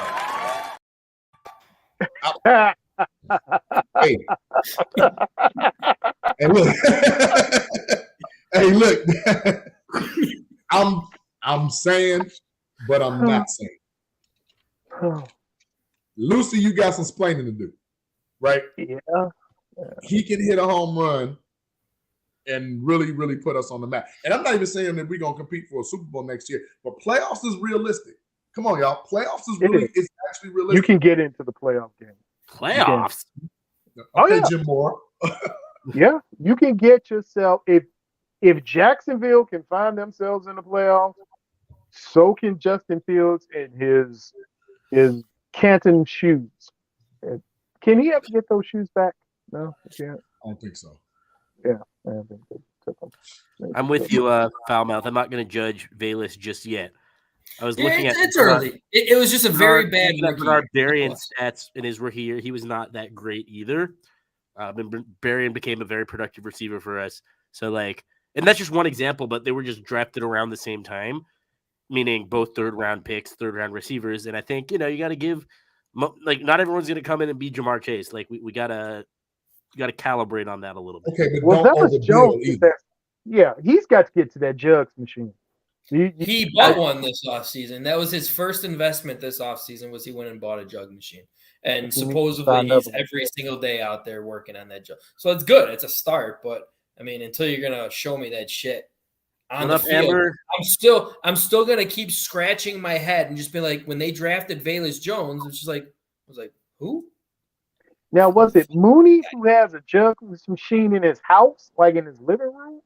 Mooney does. Yeah. Mooney. He had one in his. Yeah, I remember him doing like videos of him sitting in his living room catching them. And I'll say we got a steal with Mooney, but with Velvet, you can judge if you don't want to. Hey, I'm sorry, I'm not one of those that needs a long time to call a spade a spade. Hey, Amber, there she is. Thank you. I still got a little bit of my Angels envy left. And so easy to go back to your stat, right? Bernard didn't have the greatest stats based upon a lot of different things. Sure. But you could see he could ball. Right now, I'm looking at Bayless like Bayless has shown flashes. There were some really good plays he's had. And when he does have the ball in his hands, like, he's electric. It's just a matter of catching it. But my point is, if you sit up here and tell me right now that Ryan Poles did not draft him thinking he's the next Deebo Samuels, I'm gonna call all you a liar. Okay, is he the new poor man's Deebo? I think that's what he drafted. That's what he is now. Is he poor ball? That's what he is now. Right? Like if you just draft him solely based on hoping he's going to be the next Deebo Samuel, like the first thing you're going to think of is, Oh, wow. Look, I'm just saying, draft the best receiver available. Deebo Samuel is such a rare. Neither did Chris Rock. Deebo Samuel is unique. He's not like anyone. He's like a receiver, running back, fullback hybrid. Like, there's no one like Deebo. I don't think that Velus was ever supposed to be more like a Deebo. I think he's more supposed to be like a poor man's Percy Harvin. Well, why don't you say? Now wait a minute. Wait. No, wait. Yeah. Percy Harvin was a problem. No, I know. But I'm saying like a poor man's Percy Harvin, not like not Percy even Harvin. no. A little different from Deebo. Not even close. Like, when I tell you, if you talk to receivers and ex-NFL players right now about Percy Harvin, they would be like, man. Yeah. Percy Harvin was. I still think Percy Harvin is one of the best college football players of all time. Of all time. Yes, like no doubt about it. Like, but I'm saying, like, role, I don't see Velus Jones getting as many carries as Deebo did. But see, that's the problem. If you go back and watch Tennessee, he wasn't Deebo-esque. He was just go burn somebody, flies, corners, and posts. That's what he did. You could get away with that stuff in college. Yeah. And again, that goes back to coaching. It is still too early, though. I can't judge him off of his rookie because, give or take, when he didn't fumble the ball, he was damn good on special teams. I mean, I'm going to give him that. I'm not saying don't keep him as a special team. We all know Devin Hester. Damn it, we know how important special teams are to a football team. So we're not going to do that. If that's his niche, if that's his role, Godspeed. Come on, I'm all with it. But to bring him as a one or two top-notch receiver gimmick gadget play guy? Nah. Well, all we can say We is can get him some touches. We can get him a couple touches, see, right? yeah, we're We gonna can see get him a what couple he's touches. gonna Yeah, do. I love touches. We'll see how he develops this offseason. That's all we can do. I got He's a going to be question. here next year. It's not going to change.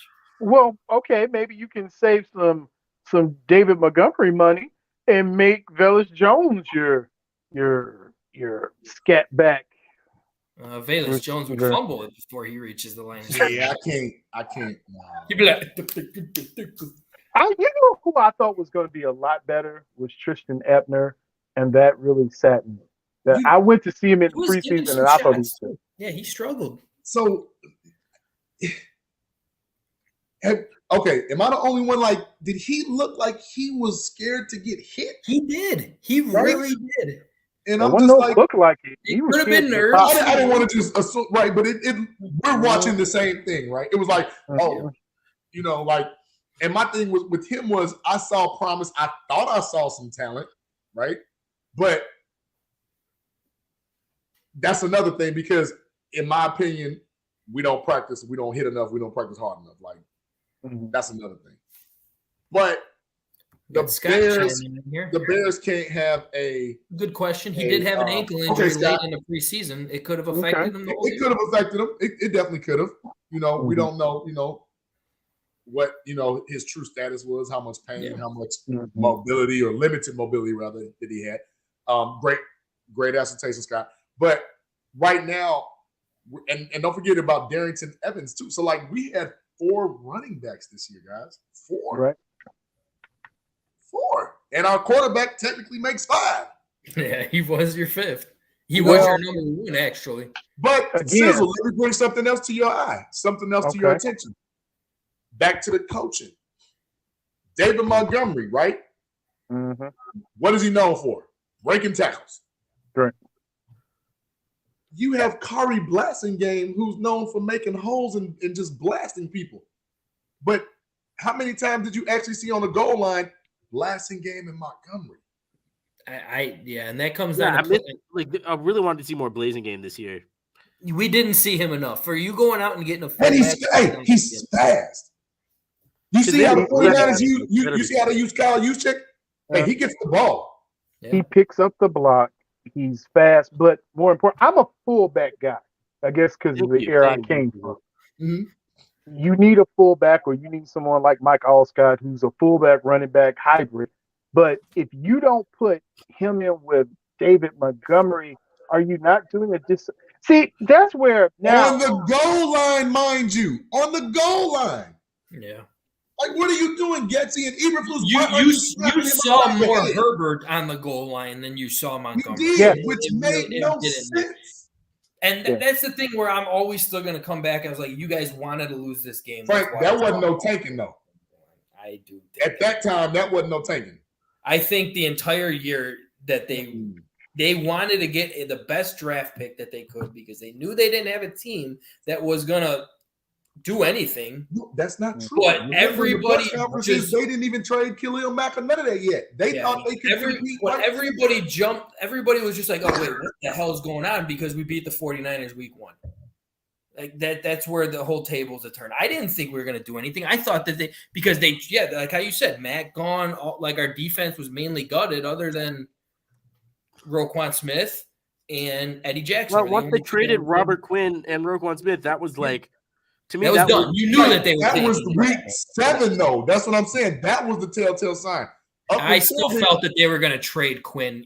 Up until then, they were still telling you, we're going to compete. We brought in Al-Qadim Muhammad. We're going to compete. They sold us a bill of goods, right? And they sold themselves a bill of goods because they didn't think they were going to be. Remember, they were 3-2.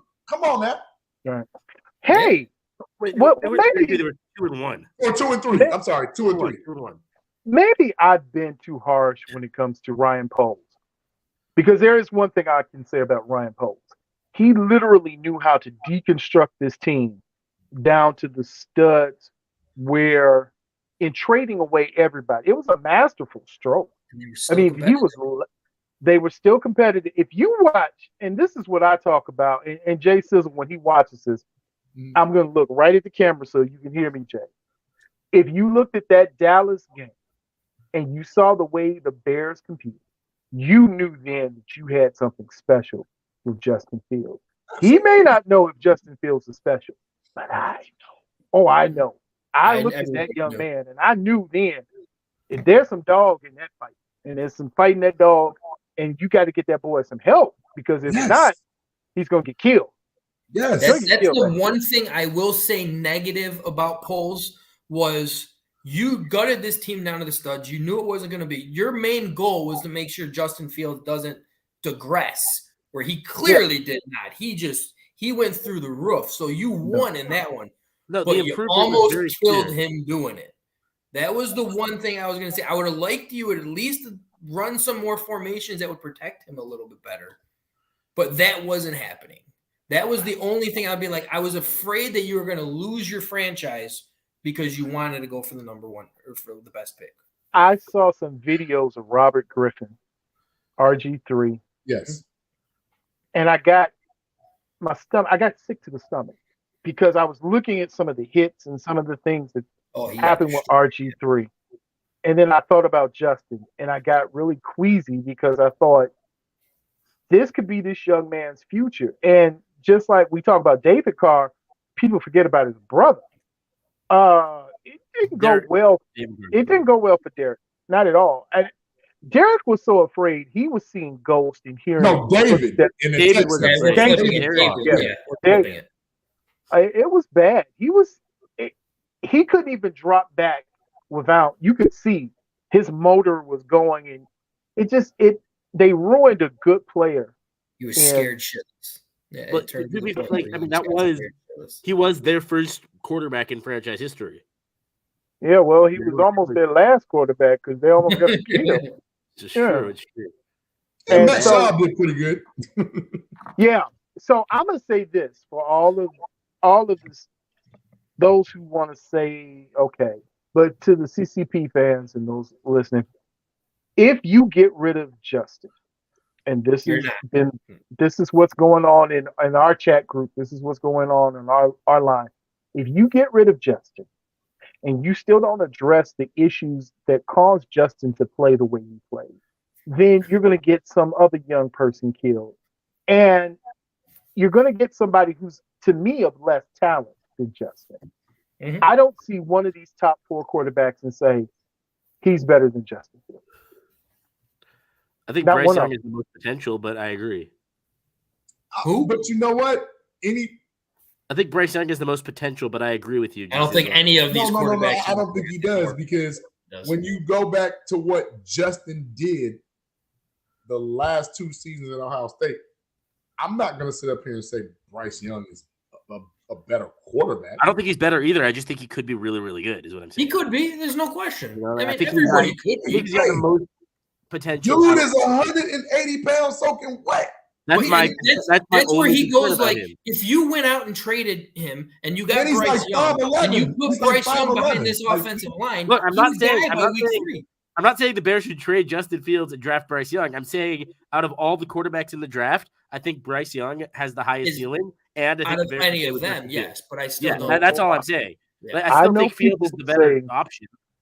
I know people who say trade Justin, get some draft capital, and then go and get one of these top quarterbacks, and you're like, that is tomfoolery, my friend. All that does is reset the clock for the GM and the coaches. That's all that does. That's all that does. Gives them more time. And if because you're Brian, if you really watch college football, because in that SEC, like we know Bryce Young in Alabama damn near is like playing with an NFL team. Yeah. Mm-hmm. In my opinion, the actual better quarterback was Hendon Hooker prior to him getting hurt. Yes. Now I will say he's the actual better quarterback. Tennessee, out of all of them. Yes. Mm-hmm. Yes. But he got hurt severely. I think he tore his ACL. I agree 100% with what Adam's saying right here. It's all smoke and mirrors. There is, I guarantee you, I can't say guarantee. It's just how I feel. But Poles went up to Justin Fields and said, "You're our guy. No matter what you hear, we're going to do everything possible to get more people involved with this number one overall As pick. you should. That's You just- are a that's how you quarterback. play the game. Don't worry about it. That's how you play the game, fellas. We know that. Yeah. But the again, the price tag for whatever you're looking for, don't outbid yourself. Like, don't not take a deal because you didn't get 3 consecutive years of first round draft picks. Like, don't overprice yourself, because you're really looking, like I keep telling people, it is very, very dumb to try to indulge any Indianapolis Colts. It's just dumb. You don't want their interior linemen. You don't want one of their linebackers, and then the 4th pick and go on and So when have greatness. when you say interior lineman, the only person I think of is Quentin Nelson. The first thing that you have to realize is they just literally re-signed Quentin Nelson about a month ago, maybe 2. Right. That's the first thing. The second thing is they're in love with Will Levis, who will be there at 4 and it won't cost you a damn dime. But why Why would the Colts leak that shit out? Like, I don't understand why the Colts would leak that shit out, that they're so in love with Levis. He will be there at 4. But why would you say that, to possibly have somebody say that I'm going to move up to get Levis now just to make you try to trade up and do more?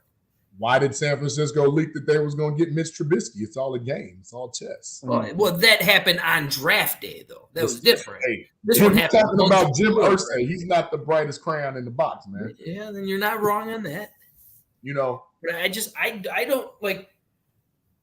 Why the fuck? Why are you in love with Will Levis? Like, I don't understand. There is nothing that I see in tape or anything that shows he is better than CJ and Young. I don't see anything. If you watch enough sports shows and media, we all know whose time of year it is, right? It's Mel Kiper Jr. year, and it's time of year, and it's Todd McShay time of year.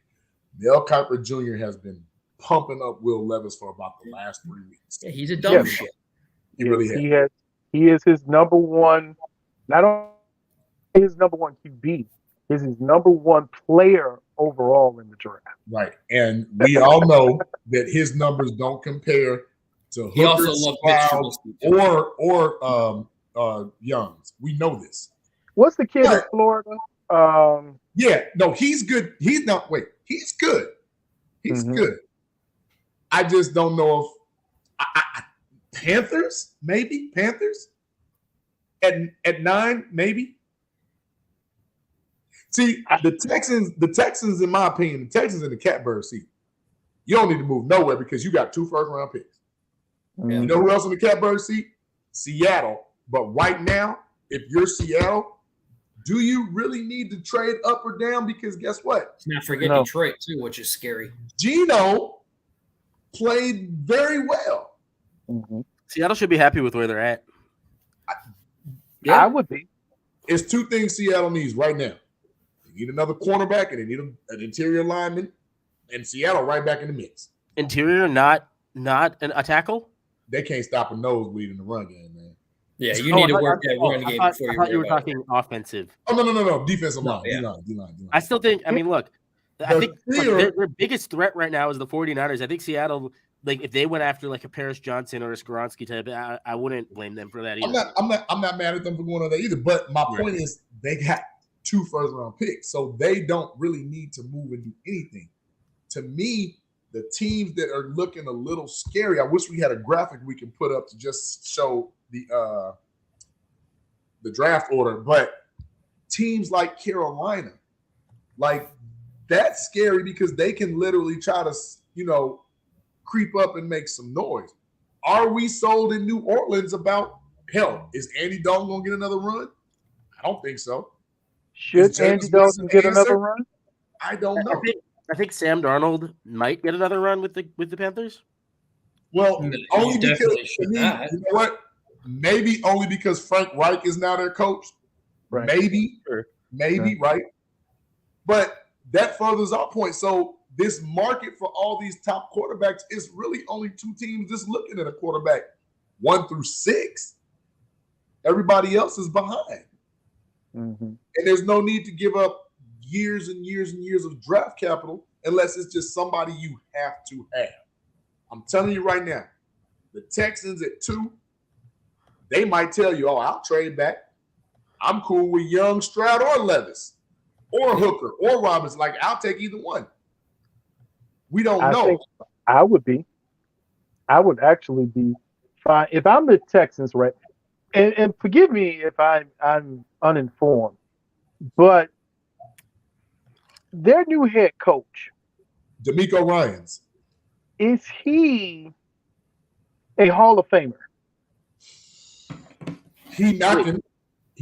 No, a Hall of Famer coach. Because he's the first year. He's the first year, so yeah, we don't know. I saw a press conference and I was like, why aren't they so happy that D'Amico Ryans? So didn't D'Amico Ryans play for the Texans? He was like an all-pro. Yeah, their last like, playoff run. Okay. That's kind of like a son with Matt Schaub, right? By the way, JB, I just uploaded a screenshot of the top picks in the draft. Yeah. If I click Thanks, it, dude. I was doing that myself. Wait, it's just fucking. I beat you to it, Frank. I literally was downloading mine right now, and I stopped the download because I saw it right there. It's the Gen Z brain. They can hear us, right? They can still hear us. Yeah, we can hear you. So, all right, I thought so. So right now, only 2, 4, 11 maybe need quarterbacks. And New England's at 14. If I'm Tennessee, would I go and get a rookie quarterback? Tennessee is near. Well, they just got a rookie quarterback with Malik Willis last year. So right. So why would I go and get another? I'm not even seeing them in. They need something. They need a receiver, right? They need some offensive help. Yeah. Yeah. So I think they would go ahead and grab our guy from TCU that we like, Johnson. Mm-hmm. But Atlanta is the Desmond Ritter show right now. Las Vegas, they're looking to now. Las Vegas is intriguing because if they don't get a free agent that they're looking for or a trade, and I'm looking at Aaron Rodgers not going to the Las Vegas Raiders. There's a quarterback we haven't named yet that's still in play. I know you all may not love him. Okay, you can take it down now. I know you guys might not love it. I'm assuming Rodgers stays, by the way. I'm just saying. So that helps my point, right? Right. What's going on with Baker Mayfield? He's gonna get a chance somewhere. I want him to not stand in LA. I want him to be the Bears' backup, but that's a whole other conversation. I think he wants. I don't want that circus bullshit as my backup. But think about it, fellas. If you're Josh McDaniels, aren't you bold enough and arrogant enough to think that you can? Shout out Noah Gross. That's one of my best friends. What up, Noah? Noah, how you doing, Noah? Don't you think he could potentially think he can fix Baker Mayfield? Short, quick passes, offense, and Devontae Adams. Yeah. You're saying the Raiders? Yeah, there's no need for them to trade up to draft a rookie quarterback. Why? I think Carr's better than Baker Mayfield. I don't look a division where the quarterback. They mess around and draft Stetson Bennett in the 3rd round and be just fine. Like, come on, like. I think the Raiders are in more trouble right now than any other team, and that's because, well, first of all, the Raiders. They're more trouble. Tampa? In some ways, yeah, because Tampa's in a good division. Like Tampa's in a shit division. Tampa has one quarterback. The Raiders have to go against Mahomes, Sean Payton, you're talking about competition-wise. Well, yeah. Yes. Yeah, and I think that matters. I think that's important. I think I didn't take into play. Okay, but here we go again. Not talking about anybody's manhood, but if I'm Aaron Rodgers, do I want to go compete in that division with Russell Wilson, Patrick Mahomes, and Justin Herbert? No, you'd be a dumb shit. Not. Yeah, probably you'd be not. a dumb shit. You'd want to stay in the NFC. Why not? I mean, I think Baker makes so much sense for the NFC South. Why wouldn't Aaron even think about going to Tampa? Well, that might convince Evans to stay. To me, I think have a number one receiver. The way Aaron comes off, never had a conversation with a man, don't know him from a can of paint. Yeah, the way he comes off, piece of shit. I'm not following Tom Brady. I'm better than Tom Brady. Exactly. That's I've tried to put myself into Aaron Rodgers' Understandable. brain multiple But times. Rodgers does. I mean, you would think Rodgers wants a chip. He needs another chip. That's and why the he best needs to place go for to him New to England. get it, if you think about it, he ain't afraid of Josh Allen. He damn sure ain't afraid of Tua, and he ain't afraid of He'd go to Belichick. San Francisco, but I don't see that ever happening. For some reason, I can't see Aaron Rodgers. Look, I want the in- rest of the NFL to in- know how it feels. Belichick would not mess well with Aaron Rodgers. no, he No. won't. He doesn't. He I won't. He know. doesn't. He won't have any control. But if Well, you over think the about it offense, logically, yeah. fellas, I'm wondering him going if to the Belichick Jets, might he can win that division. Belichick you might can see that. Belichick his ego this year and decide, you know what? I'm going to let someone who's actually capable of running an offense come in and play quarterback. Like I could Well, see him doing that because Not to question. This is a very good question think for this is EZ. winning. Actually, it's a very good question for EZ. Oh, wow. am I doing shrooms or are Belichick and Rodgers doing shrooms? Because I'm not. No, Aaron Rodgers does ayahuasca. Right. No, Aaron Rodgers Yeah. is past that, man. It's a more expensive shrooms, I guess. Right. Fair enough. No, well, I thought that was tea. No. it's a whole Mixed event. with a certain type of bag in that tea. You know, it's like it's a journey for a journey. Like you have to go somewhere to get it. But anyway, off the drug topic, I just think I think Aaron Rodgers and Bill Belichick joining forces and becoming like that evil force in the AFC is just what the NFL needs. But I don't think that's going to happen. I think he's more likely to go to the Jets, if anything. Jets would be his perfect scenario. I think Because Jets makes the most sense. It makes the Based on- most sense because he can, again, he ain't afraid of Tua. Well, hell, God respect and bless and love Tua because, to my knowledge, he still ain't cleared for concussion protocol. And that was like 3 months ago. Like, Right. please. No, I hope thought that I heard man- they cleared. I thought they heard they cleared him this past weekend. He's not doing anything, but I thought. That's- Did they just clear him he's this been, weekend? like, Yeah, I Yeah. thought it was this weekend. They Like, said he he's might gonna need be to think cleared off of it. football is over. Like, he might need to Yeah, get exactly. you know. We're But not doing anything. But that division for Aaron Rodgers is so winnable. So yeah. So winnable. Even more winnable than the NFC North right now because Detroit's coming up. The Vikings. Detroit's taking the next step up. We're hoping we're going to take the next step up.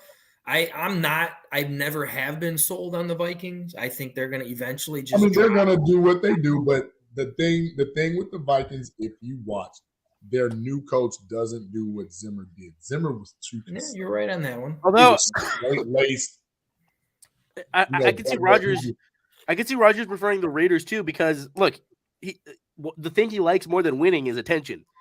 And so if he goes to the Raiders, then you get the attention of Rodgers versus Mahomes twice a year, Rodgers versus Wilson twice a year, Rodgers versus Herbert twice a year. Rodgers the glory hog part, yeah, possibly.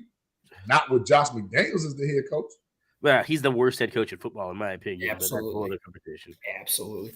Which is why I still man that got the job that was like he was in the press conference. What's his name, man? Adam Gase.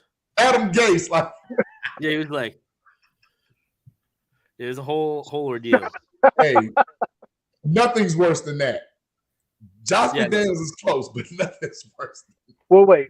Let's go back real quick to. I want to get back to that Lazard thing. Okay. I like Lazard for whatever reason. I got my reason somehow, because somehow in this offense, this thing is terrible, and it's not just me. Maybe I thought it was just me until I started watching the offense and seeing the play call. Mm-hmm. Do you go and get some more of those Green Bay guys? And let's say it's not Lazard. Do you go and get some of those Green Bay guys to bring them in? We saw what they tried to do with the offensive line. That didn't work. But do you go and get some more of these guys to help your offensive coordinator to maybe get a better balance for him so that he can help Justin? I don't want to be the Indianapolis Green Bay Bears. Mm-hmm. I don't. Mm-hmm. The India Bays? I just don't. Or the Greenapolis? What about the Arlington Heights Bears? That's even more. Too soon? Too soon. Too soon. 5 years. 5 years. Easy. 5 years. 5 years. Bears. And I get what you're getting at, Sizzle, but I don't see it because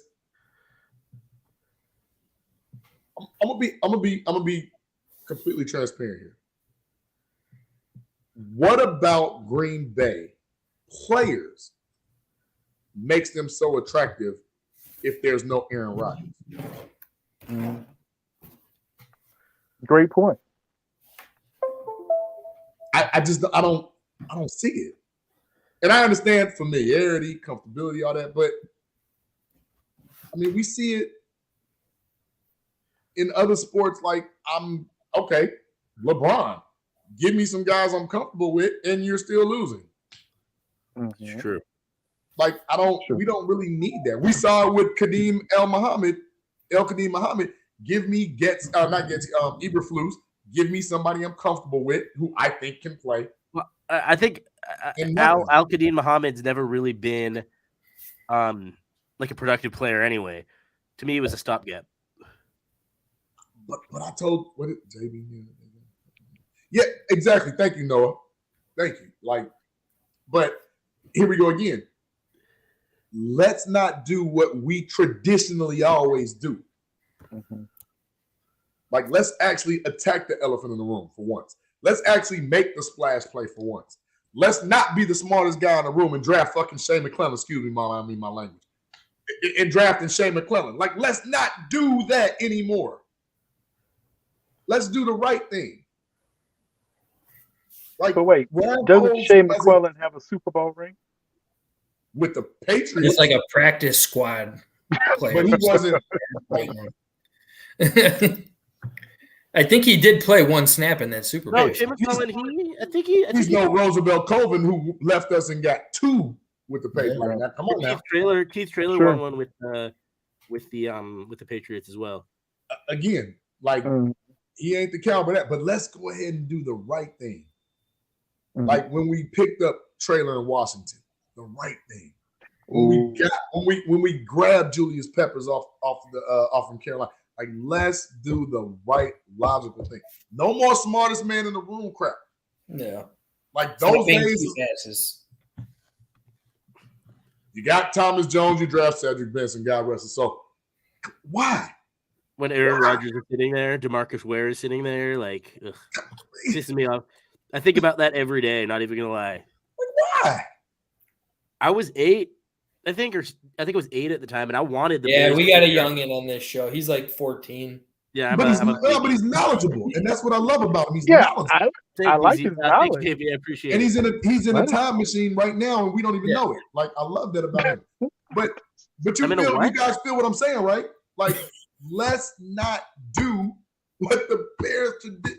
Let's not draft Kevin White off of bad seasons and injuries. Let's not draft Chris Williams, starting left guard with a back problem out of Vanderbilt.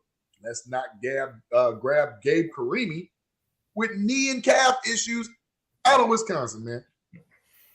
Like, but wait, let's not do. They did get Jenkins too, who had back issues, and he still does have back issues. Yeah, I was about to say, you still got Jenkins in there. He is great when he's healthy, but luckily the surgery went well. But for those others I've named, like, let's stop doing that. Yeah. No, especially like, Marcus Peters was available. Marcus Peters would have been come on, man.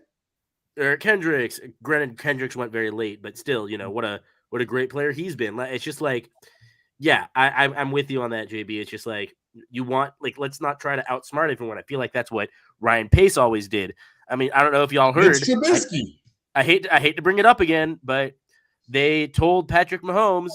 Amari Cooper, I think he was picked at that point, Noah. But, he was picked before the Bears got Kevin White. Yeah, according to what they're saying, they wanted Amari Cooper. And then they did, but Amari went. So they settled on Kevin White. I'm about to say, didn't Amari go like second or third?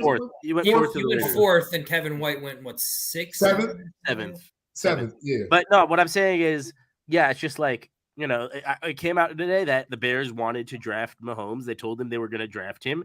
And then Ryan Pace pulled the shit that he pulled. And it's just like, it pisses me off because it's like, it's just such an obvious thing to do. If you look at the Mahomes college tape versus the Trubisky college tape, it's like, how was Trubisky even considered a top 5 pick? Granted, I wanted Watson at the time. I'm not going to lie about that, but that still, he was a really. I really wanted good Watson at that time too. But here you go. So you hit the nail on the head, Easy. The logical choice. Deshaun Watson just went to back-to-back national championship games, beat Nick Saban in that NFL team that he has.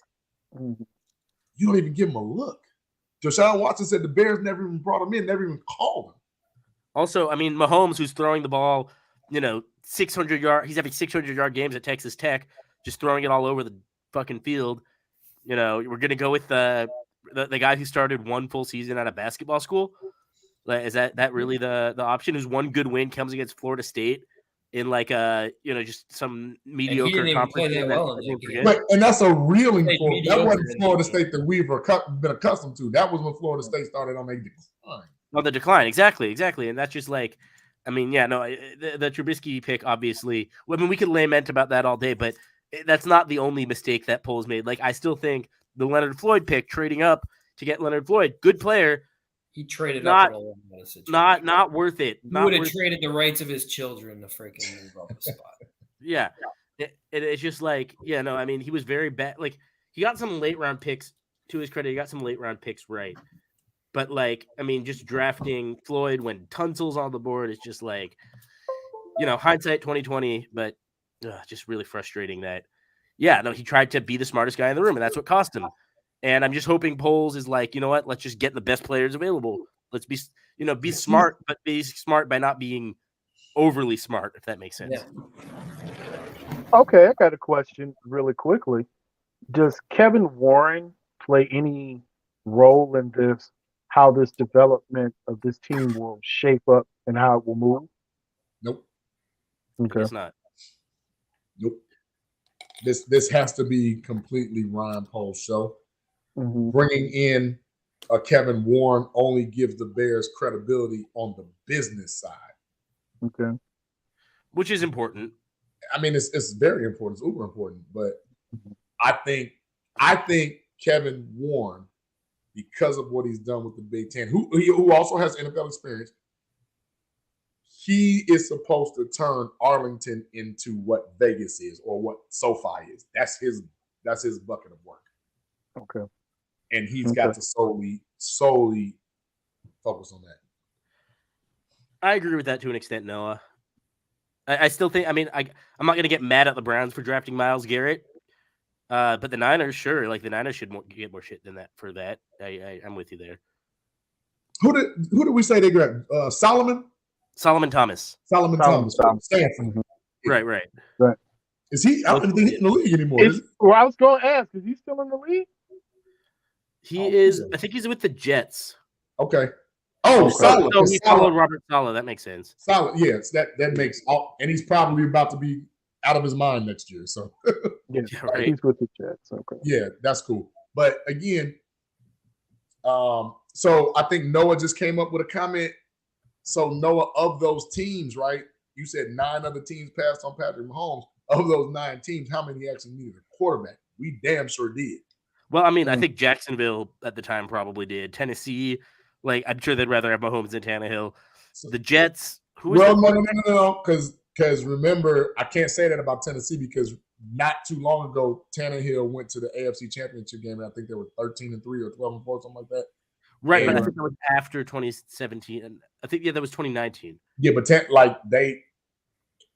I don't know if you remember this, but coming out of Miami, Tannehill was the next best thing because he was a converted receiver to the quarterback position. Right. I also remember what's his name. So Christian McCaffrey. The Panthers had Cam at the time, so I can't blame them, for passing on Mahomes. But yeah, some of those teams do deserve their fair share of blame for passing on him too. Yeah, but a lot of them than anyone. We traded up one spot. I mean, we gave a call for it. Yep. I'm looking at this list. At number 8, you had Christian McCaffrey, and you had Patrick Mahomes at 10. You had Watson at 12, but you had Hassan Reddick at 13. Go all the way down, and if you keep going down, you get all the way to T.J. Watt at 30. No, this is the most stacked draft class is 2017. Absolutely. Well, remember, was it TJ Watt was considered undersized for a long period of time, right? Mm-hmm. So Yeah. And that was like the knock on him. But like, come on, you can play for London Fletcher. To me, is a Hall of Famer, and dude was like a 5'9" middle linebacker. Like, come on. Yeah. No, yeah, I like undersized linebackers who could get leverage that way.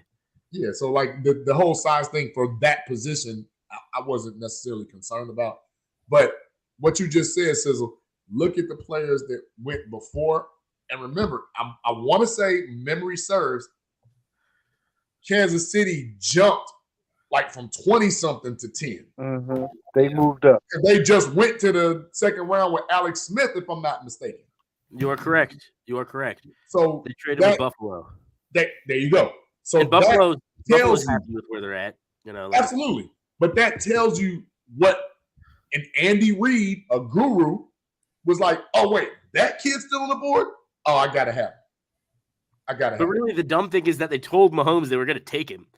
Like the Bears said. I don't understand that. Like, that's just rude. Wait, didn't he? When we played him that year, didn't he like count off his every touchdown? He was like, yeah. And I remember at the time, I was pissed at him for that, but really, it just hurt my feelings, man. Like it just made me feel sad. But I get it. Almost as one as the Aaron Rodgers, we own you. Yeah. Well, that's a little worse. That's more personal. That's more personal, right? Yeah. But here's the thing, and this is going to segue us out, I guess. Patrick Mahomes on that Bears team that Nagy had, we might have had a Super Bowl. We were a double doink away from going to the NFC Championship. With Patrick Mahomes. Don't bring that up because my boy Noah, he is an Eagles fan.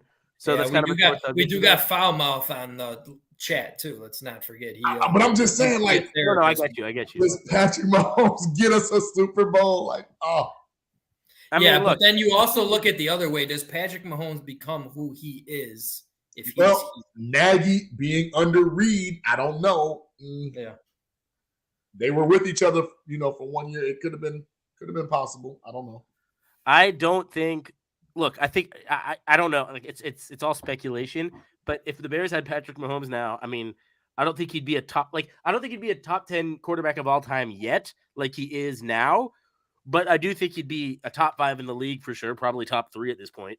So yeah, no, I think that it would have been fun to see. I say that because we still. Look, all I know is I'm just glad Mahomes is in the AFC, so I don't it doesn't hurt to root for him. We could have had him, but at least he's not. On the Vikings or the Packers. Oh, God, can you imagine? You fucking imagine? God, no. I don't want to think about that. I can't believe I said that. Sizzle, I'm sorry. I wanted to switch gears because we didn't talk any Bulls yet. And that's going to take, 2.2 seconds? Right. Let's do a quick commercial to one of our recent sponsors that we have, though, before we go to that. Oh, okay.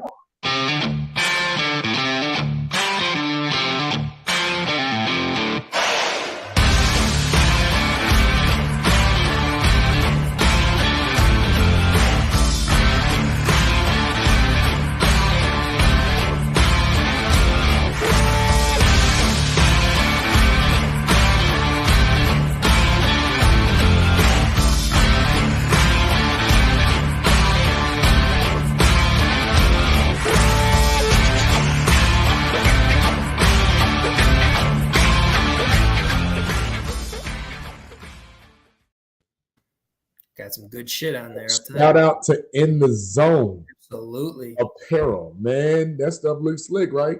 Yeah. You're not a baller. You damn sure could look like one. That's right. At least you'll look like one. Counts. That's what counts right there. But we'll do a quick little talk about the Bulls since they just got their. I wouldn't say got their asses kicked, but played like shit versus Memphis. Actually, yeah, we kicked. Shut up, you Memphis fan. Wait, time out. Wait. I didn't look. Did DeMar play? If they only had 89 points, so there's a very because good he was that he questionable, I think, because he had a slight injury. Even though they won, he had a slight injury. I don't think he played. He didn't play? Okay. Yeah. Also, I'm mad at the Grizzlies right now. So I was neutral going into this game. I'm like, I can't be too happy because the Grizzlies have been shit lately. So yeah, he did not play.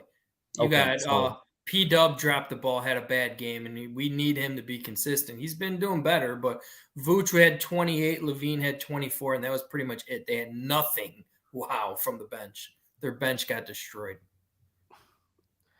Yeah, that's Sizzle, I'm going to kick it to you first. John Moran also went off. Like, when doesn't John Moran go How off? do we fix the Bulls? trade everyone. That's one sorry, scenario. I'll let Sizzle talk. Yeah, I mean, change your name to Sizzle easy. Damn. I think you blow up the madhouse in Madison, and then you go someplace else. There are two ways to do it, and I know this is not going to be. My son thinks I hate Zach LaVine. Do tell. My son is a baller, and he's recovering from an injury. He was at Western Michigan last year, and so when we talk about Zach LaVine, there are two things that always come up. The question is Zach LaVine a hooper, or is he an NBA player? And the question is always with Zach LaVine, what is his commitment to playing, not just for the Bulls, but just playing basketball in general? Does he do it for the stats, or does he do it because he's driving to get to the championship? And when you look at this Bulls team, if you tell me, or if you had said to me last year, that this team is solely based or wrapped around what your point guard is going to do, then I would tell you have a serious problem on your hands. You have an undervalued center that you don't run your offense through enough. He did put up 28 points today, so that's good. Yeah, because DeMar didn't play. 100% agree with you, JB. 100% agree with you. DeMar and Vooch they're past teammates. If anybody should know Vooch better than anybody else in the world, it's the guy that played with him in college. Junior and freshman, yeah. If you tell me that the Bulls at this point can get a serviceable point guard that can do Lonzo Ball stuff, maybe you can salvage it. But again, the inconsistency with the Chicago, and we talk about this all the time on our side. On our channel, we have 1,000 videos probably about where Zach is going and what is Zach going to do. Because if you remember, until last year, that was the first time the Bulls had a winning record with Zach LaVine. Correct. And so if Zach LaVine is great, he's only great for 25 wins a season. And in that, when you look at it from that context, this Bulls team is so flawed. If it had worked, they'd be the talk of the town. It would have been a masterful stroke, but it has not worked. It's a disaster. It's a disaster on every point. The question with Billy Donovan is, are we seeing the same thing he did in Oklahoma if he's doing it here? Mm-hmm. I mean, you got a guy sitting on your bench right now. You can't tell me that Drummond is not better than half of the cats you run out there. Drummond played 8 minutes, by the way. 8 minutes. Pause. He played 8 minutes. 8 minutes. Why? But Monday, yesterday, he was 9 for 9, 21 points, 15 boards. In 21 minutes. In only 21 minutes. Look here, man. And I agree with everything you just said, and I know JB's on my side with this one too. Billy Donovan is fucking awful. I don't know what the freaking guy thinks. He literally sits on that podium and says, oh, he's not playing due to matchup. I don't give a shit about the matchup. If the guy just did what he did yesterday, why the hell isn't he? Because of matchup? It's Steven Adams and Jaren Jackson Jr. If anything, this is the matchup. I know. And when does that whole thing come into play about you dictating the matchup? When you say, I'm going to bring in my bigs, and then we're going to work and make you stop our bigs, and then work from that.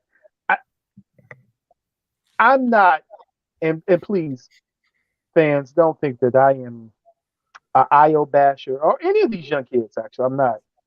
I don't see this kid as a point guard because he was never asked at Illinois to be a true point guard. He's not a true point guard. He's an off guard. He's no different than Kobe White. Same thing. I mean, you've got Io is the better version of Kobe. You got Terry who's sitting there who's not playing. You got Pat who should probably be on the bench and would be great as a second unit with Drummond, and then you can put Io there, and then you could kind of filter in. But right now, the Bulls are the home of the misshapen toys.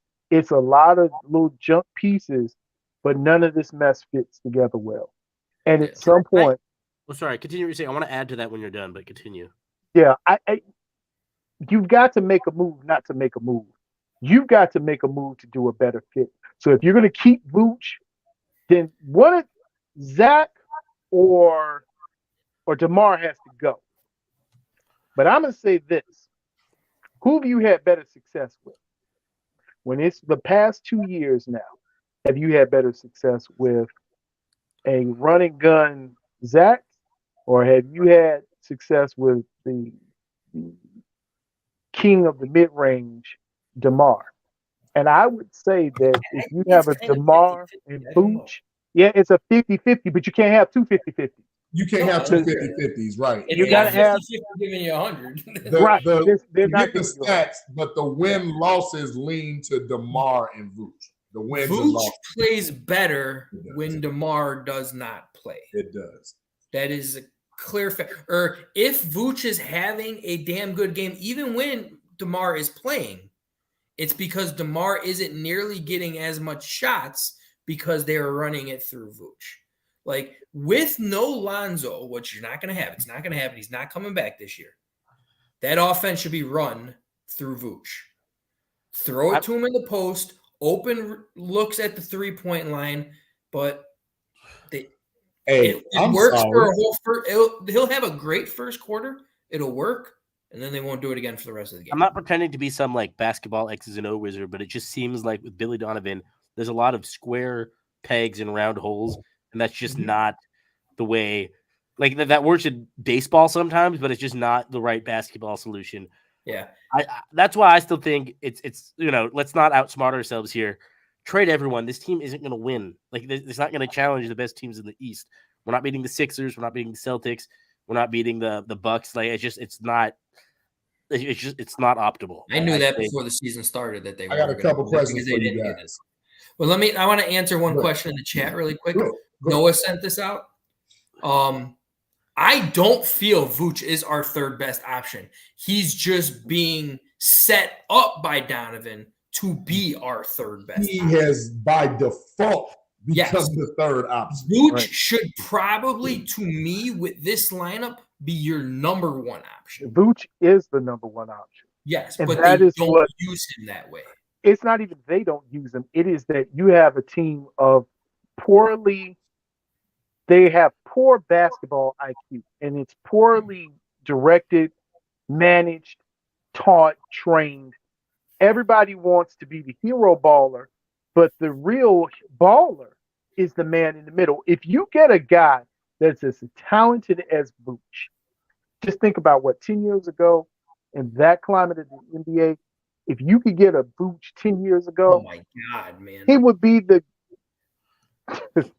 He'd be the best. He'd be the best big in the game. He'd be the best big in the game. Everything would be run around him. I laughed when I looked at what the haul that the Mavericks just sent to Brooklyn, and I thought to myself, laughing, if you sent Zach to Brooklyn, right, and then you got back their pieces, you got back all those little guys that they sent in those pieces, could you get a better team that would play harder defensively, be a better basketball IQ team, and then circle this thing around Vooch and have a better shot of winning? No. Can we? Yes, but with this coach? This coach, no. No. It still makes zero sense whatsoever why they gave this freaking guy a contract extension. It made no sense whatsoever. Here's the elephant in the room that I tell you guys all the time. Traditionally, Billy Donovan has never used an offensively skilled center. Never. He just hasn't. Steven Adams was his best center that he's ever had. His offense was always more of a guard-oriented spread offense. As much as people love Joakim Noah, myself included, he was not that in Florida. Right. It was He wasn't the Horford. traditional big.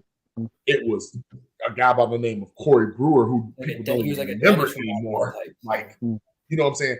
But in that development of that position, I mean, he's gone from Serge Ibaka before he started shooting threes, Kendrick Perkins, and Steven Adams. Like, he just was not used to having a center with any type of offensive skill set to nowhere close to the degree of a Vucevic, right?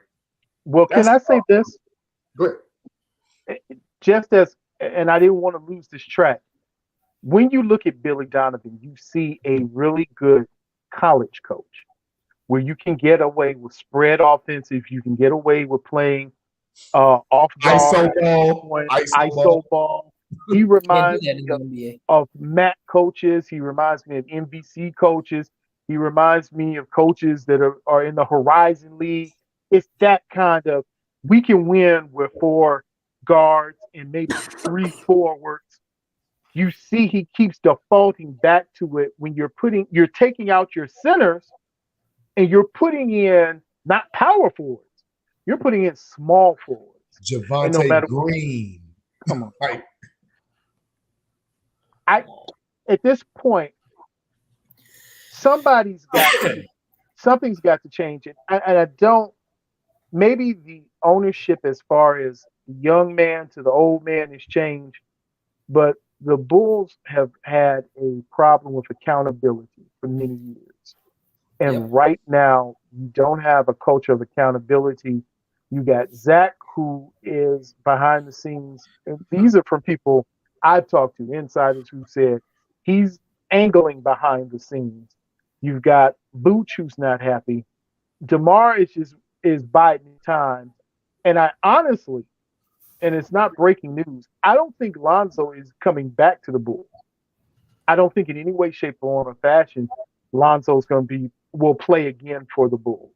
He's still got 2 more years on his contract, though, doesn't he? Didn't they sign a 4-year extension? I mean, but that you saw what just happened to Kyrie, so that no, you can get traded very quickly, and if he holds out again, because if he has a phantom knee issue that nobody knows how to fix, can he play again?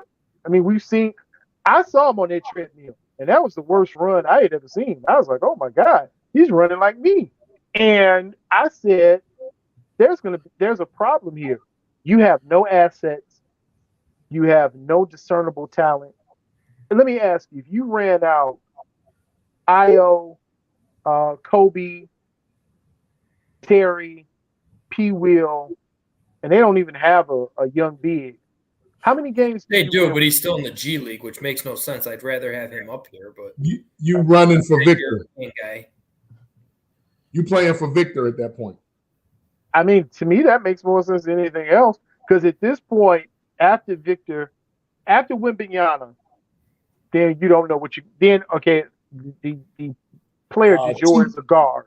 Two G League guys are like the top. There, take that. They're guards. And then you got some twins who are hybrid forwards. That one's a small, one's a power. Not generational talent. I mean, Wembanyama might be the only real generational talent here. You're talking about the twins in Arkansas, right? Yes. Yeah, they come from Rhode Island. They're just guys. They transfer from Rhode Island. They're just guys. What do you do with this? This Bulls team is so screwed up, and it has a lot of tentacles into what's going on in Denver now. What do you do with this Bulls team? Let me ask you this. Trade everyone in tank. But let me ask you this. That's what you do. Trade everybody in tank for what? Yeah, Victor. There's not too much. No. I'm not saying for. No, I said for what? Not for who. For what? For what, man? I mean, you don't even own your own picks. Do that now. Who is going to be a who? You don't. Isn't it like top 4? Like we can't even get that top 4 protection. No, you can't. You can't get in the lottery right now. So there's really no need to get the damn pick. Like, but here's the thing. I have to ask you guys a question. Don't look it up. Who is our GM? It's supposed to still be it's Artur. Arthur still. No. Well, There's no Who is point our of even having general it. manager? Well, I'm just Yeah. saying we Your have general one, but it's still manager Arthur. is No, we have one. His name is Mark Mark Eversley. Eversley.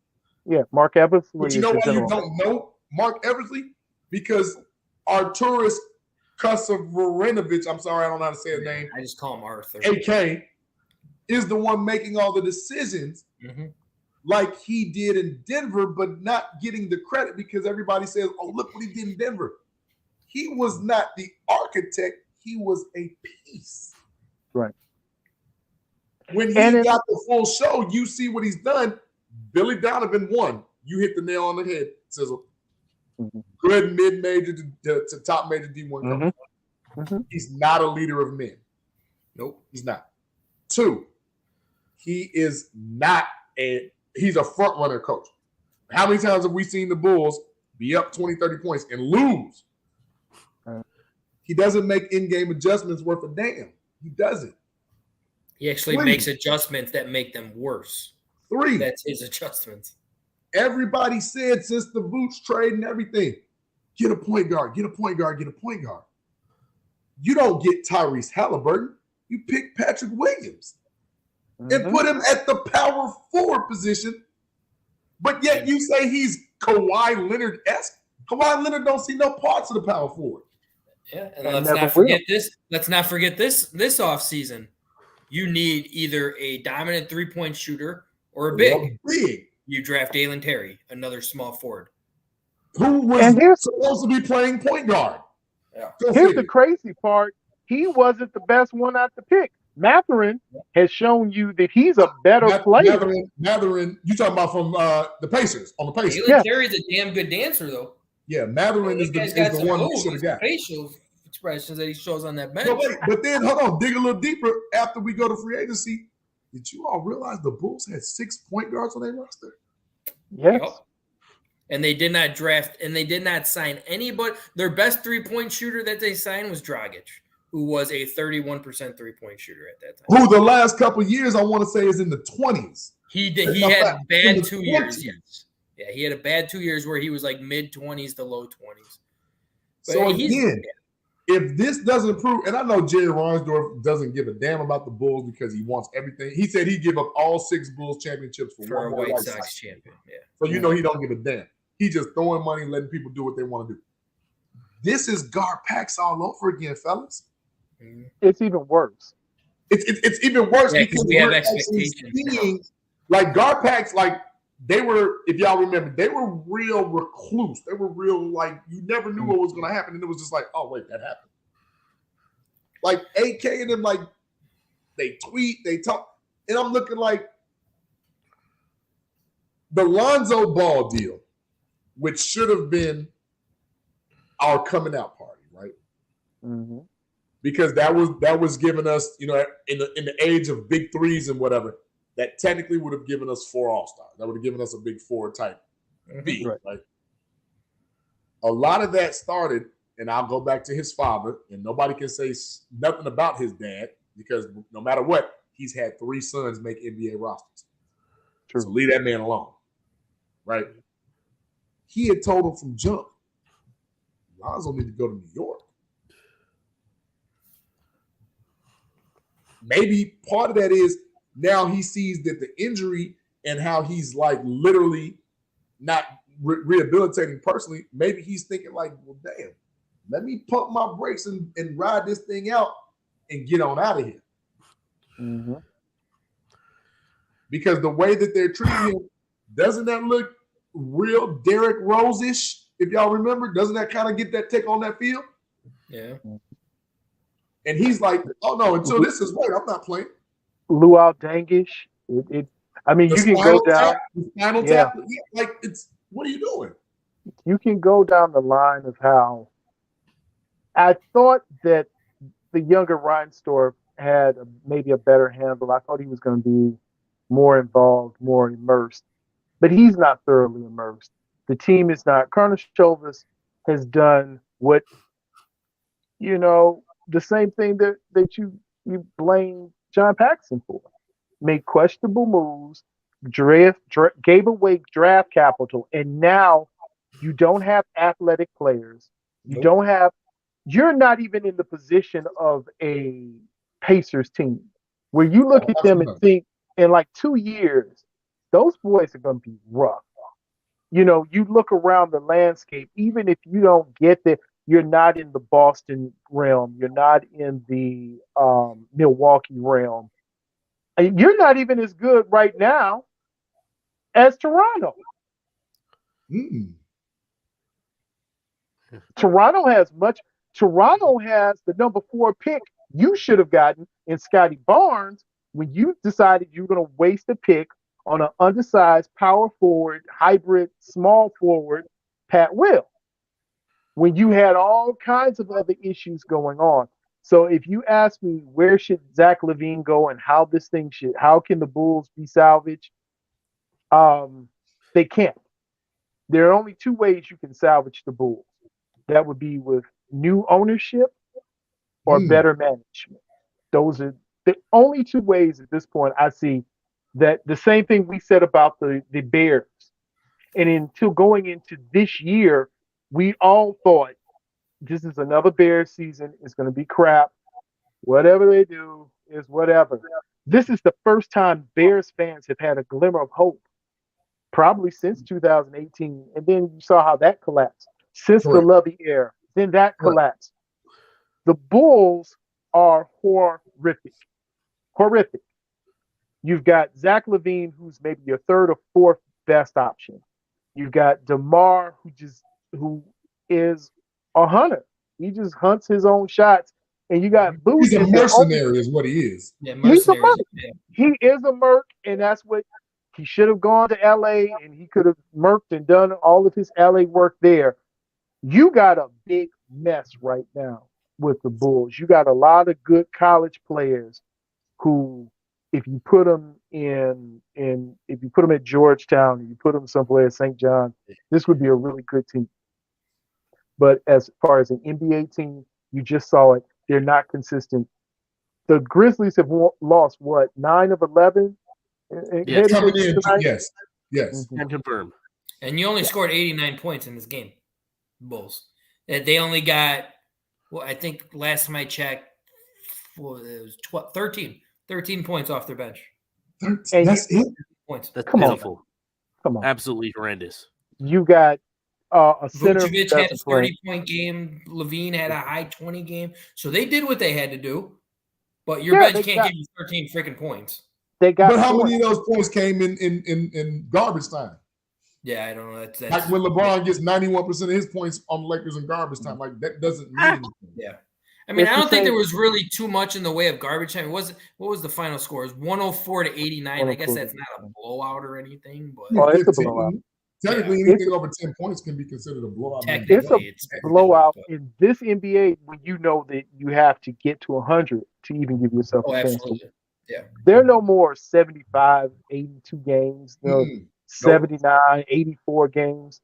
Not the way that the rules go, not the way the players are. And you think you're going to win against John Morant and John Morant's always going to get his points. And Tyler Adams and Bane and those boys with 89 points? You're not going to beat a shit team with 89 points. And that's the point. Yeah, that is it. That's it. Like, they need to clean house. Well, first of all, I think they're going to make a knee-jerk reaction before the trade deadline is Thursday, right? It's Thursday. I don't think they're this Thursday. I think at 4 o'clock, 3 o'clock, right? 3 o'clock Eastern to 4, whatever. It's this Thursday, and I think there's going to be. And Frank, don't hate me for this. I'm just throwing a name out because this is how I think they think.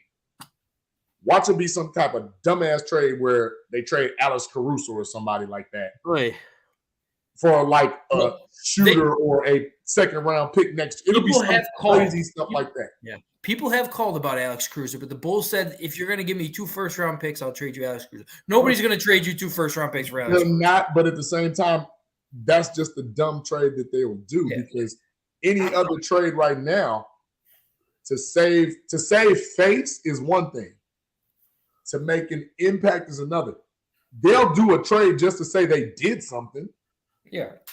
it don't mean anything. They did something. They're gonna but it's trade like, some nobody who's a bench player or something like that. I mean, And like, by the what was way, it? Like I'll trade Devontae Green. I'll trade.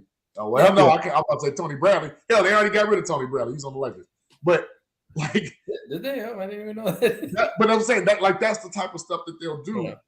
And then when we get into that 10th, 11th, 12th, and we fight for the play-in, it's like, is this what we relegated to? Like, we're not even technically. I'm sorry, if you're not top 8, you're not good enough. I'm old school. I don't want to hear about no damn play-in. That's the worst thing ever invented. Yeah, it is very stupid. Because the sun can shine on the It is just to get a couple extra games to make a couple extra money. Game, maybe two. No, absolutely not. And hear me, fellas, this coming draft being considerably overall weak, do I really want this regime going into another season with a weak draft and low free agency? Like, is this what I want? Because you're gonna blow it up. Blow it up. Yeah. I still will say, and I'm not saying anything against him because I really like him. I think they should trade DeMar DeRozan. Because you're not going to get any higher of a. I mean, he's what, 32, 33 years old? He's not part of your future. So who, Frank? I don't know. Fucking anybody. For what? Because it's only one team that wants him. And that's the Lakers. Yeah. But it might be another team that makes it interesting, which would be Brooklyn. Yeah. But if you're not trading him there. I can't see him playing with Durant. No, that's exactly who you need to see him play with, because now he would not be number one. He would be the secondary and actually be relegated to be something besides hoist up 30 shots. Send him back to San Antonio. Popovich likes him. The basketball hell the Bulls are in right now is bad. It cannot be undone. You don't have enough draft picks. And JB, to your point, you don't even have enough unless you get the number 1 pick, the number 1 overall pick this year. You have no hope. You already have given away your draft this year. Then you get a draft pick next year, but then you lose another draft pick in the DeMar trade. Correct. So you gutted this team and this is one of those situations where thank God for Justin Fields, because the Mitch Trubisky thing it could regress your franchise 5 to 10 years. Absolutely. You miss on the number 2 pick, it's a catastrophe. As Cleveland, Tim Couch. These Bulls are a catastrophe, and there is no help. I mean, we could go down the list with the NFL of guys who were bust at that first pick, and it's horrible. So the Bulls, again, unless you tell me you're going to bring in Ime Udoka and he's going to reshape your offensive strategies and theories, and shout out to one of my godsons and Marcus Freeman Liberty at the Windy City Bulls, played with my son at Valpo. Unless you tell me you're going to bring all those guys from there and you're going to make a cohesive, strong, scrappy unit, and then you come back out and do something. Right now, I mean, what motivation does Zach LaVine have to do anything more than what Zach LaVine's doing? None. I'll never forget the 2009 draft. 2009 draft, when the Grizzlies drafted number 2 overall Hasheem Thabeet, while Harden went next, and then Steph Curry went pick 7. So I mean, like you're saying, it's all about drafting well, and it's all about basketball IQ and scouting. Yeah, finding people that you know are gonna like. I think this team is not bad. I think they have a lot of talent on this team, but they're just poorly run by coaching. That's truly how I feel. It goes back to, do you want Dwayne Wade or do you want Kurt Heinrich? Do you want Luol Deng or do you want – see, these are these little things we keep saying about the Bulls and bad coaching. I mean, they had 3 great coaches. You had Scott Skiles in there. You had Tom Thibodeau there. You had good coaches. So what happened? Where did this all go wrong? And then you have to look right back to ownership and say, if the ownership doesn't give a damn, then nobody else gives a damn. I agree with Your, that. That's your where it own starts. ownership, I hate the ownership of the Bulls. That's Hate where it. it starts. all And they're we won't concerned about see is selling merch. and to my Cubs fans out there, Woo! you did it right. Yes, we did. You said, damn the mystique. I'm not coming to the games until we get a product on the field where we feel comfortable that we can at least compete. You brought in Theo. Resume. You brought in Theo, and he said, what? Give me 3 years. I think you all did it in 2, right? Yeah, they were a little ahead of schedule, but I think he came in around 2012, and then 2013 was bad, 2014 was bad until the end. You started to see it pick up, and then that's when we got Chris Bryant in there. That's when we got Baez up there, flipping Scott Feldman for Jake Arrieta, who became a Cy Young winner. Pitcher. Right. Right, and then trading Ryan Dempster for Kyle Hendricks, who had 8 awesome years with the Cubs. He's on the decline now, but he's been, pitched Game 7 of the World Series. And then they make the big splash once they had that solid team by bringing in a John Lester. They had built it up the right way by drafting guys, scouting, and they didn't make a big move until 2015 when they knew we had a solid core with Rizzo, Bryant, Addison Russell at the time, and Javi Baez, great middle infield. That's when we went out. We're like, okay, let's get our ace. Let's get John Lester. And Lester was awesome. That's how you do it. And the key word was you got Theo Epstein coming from Boston, who was proven to be a baseball guy. Mm-hmm. Yeah. I'm sorry. No shade to Mark Eversley because, hell, when does he ever do anything? AK is not a basketball guy. I don't care what anybody says. He's not a basketball guy. Yeah.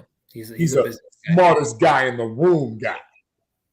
But he drafted Michael Porter Jr. And he found Djokovic. Did he?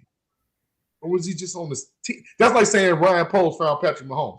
No, he didn't. I mean, it's the same that says it's the same that Gase made Aaron Rodgers who he is. Yeah, he was on the staff. Come on, let's not give too much credit. Every single Andy Reid coach. Mm-hmm. By the way, if you all aren't watching, that succubus down there in LA is going for the record tonight. He's got 25, and it's just 8 minutes left in the. How many does he need? So he'll need what, so he needs 11. 36. So he needs 11. 11 more. I hope it's like they don't stop giving this free throws, man. Look, God. Guys, I think I have to push off, so can I do my shout-out early? Yeah, we can get the shout-outs now. Let's all start pushing out. I want to shout out, first off, G Sizzle, thanks for joining us. You're great to talk to, man. Thank you, sir. Want to shout out my buddy Noah Gross for joining us in the chat and contributing. Always a lot of fun. Great talking to him. He's an Eagle fan, but one of the good ones. Shout out, obviously, Frank and JB, and even though they're not here, Foulmouth and T-Nick, always fun, to talk to you guys. Wish y'all were around, but this was fun. I appreciate being able to sub in. And shout out the Eagles and Chiefs because I know they're gonna have a great Super Bowl. We didn't even do Super Bowl predictions. I'll do that on Easy Does It, and shout out Easy Does It. It's coming up Thursday night at 6:30 Pacific, 8:30 Central Time. I'm gonna do some Super Bowl picks. Gonna be a lot of fun. Super Bowl special. We'll break down the whole game. It's gonna be really great. And with that, shalom to everyone, and I'll see y'all soon. All right, take care, Easy. Peace. All right, Sizzle, you up? Hey man, I just want to thank you guys so much. When I come on Chicago Clubhouse, it really is a good time.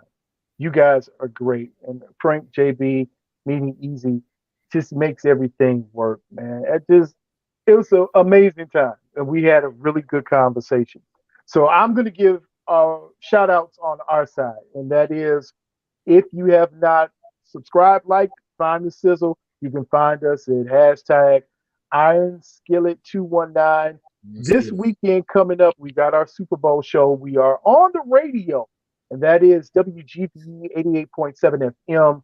You get our Super Bowl predictions. We just did our show actually before about is LeBron James the GOAT. So you can catch that now on YouTube, Instagram, Twitter. Nice conversation. We had my man Max Sizzle on. It was a great time. Shout out to my radio partner, Jay Sizzle, who's probably at home snoring right now because he had a long day.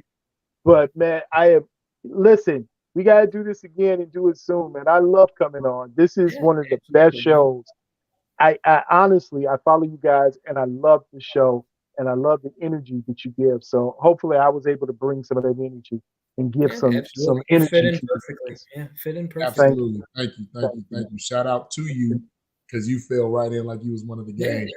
Yeah. And just personally, again, give everybody that information. Where can we find you? If you're looking for us, you can find us on any format at Iron Skillet Media. The show is The Sizzle. You can find us on Twitter, Instagram, Twitch, anywhere that you get your content, that's where we are. You can find the podcast on Spotify. You can find it on Apple. You can find it on Google. Wherever you go, find The Sizzle. And that's Iron Skillet 219. That's the hashtag. That's the handle. You can find us on Twitter, Twitch, Facebook, anywhere. That's where we are. That's what's up. I love it. And thank you so much. I'm going to start my shout outs. Like I said before, shout out to you, Sizzle. Next time you all have, I'm assuming there will be a little bit more about the GOAT debate. Yes. Yeah, so there'll be a lot more. I'd love to come on and give some takes because I'm not a LeBron hater, but I am a LeBron realist. Okay. And my take, a lot of people don't like it. He's Emmitt Smith. That's a very good comparison. I like that. That is a very good comparison. And that's not a knock because Emmitt Smith is a Hall of Famer. He's a great run, but he's up there as one of the greats. Played so long. So you got those. Of course, you're gonna get all the damn records. Like you just won't stop playing. But nobody says just go home. Come on. Nobody, unless you're just a Dallas homer, and even some Dallas homers don't even say it. Nobody says Emmitt Smith is the greatest running back of all time. No. Nobody. No. He may hold the record. Him. There you go. Yeah, he owns all the records too. Yeah, it's a perfect. I equate him to LeBron. He's not the greatest of all time. He's great. He's great, hands down. I am not a LeBron James fan. But he's not the greatest. I will still admit he's great. So I just wanted to put that out for you, and I got some interesting things. Maybe we can collab on the backside. I'd love to come on and rock with you. Oh, man, sure. Most definitely. Shout out to the chat. We saw some new names tonight. The chat was off the chain. Shout out to my moms. Shout out to the editor family. Like, love, Frank. I know I stole your thunder, but I'm going to give love and give love right back because we got that Spartan connection. You know, shout out to Noah Gross, Easy's God. We appreciate you coming in. Yeah. Shout out to Jesse for taking time off work. He came on during his lunch break and said, I got to see CCP. Trooper. I love it. Adam Dobbs, man, welcome. New name. Thank you for coming on. We appreciate you. Ann Stewart, welcome back. You know, we talk to Ann all the time. And I think I said, if I pronounce his name correctly, Sivius R. Dixon. Thank you.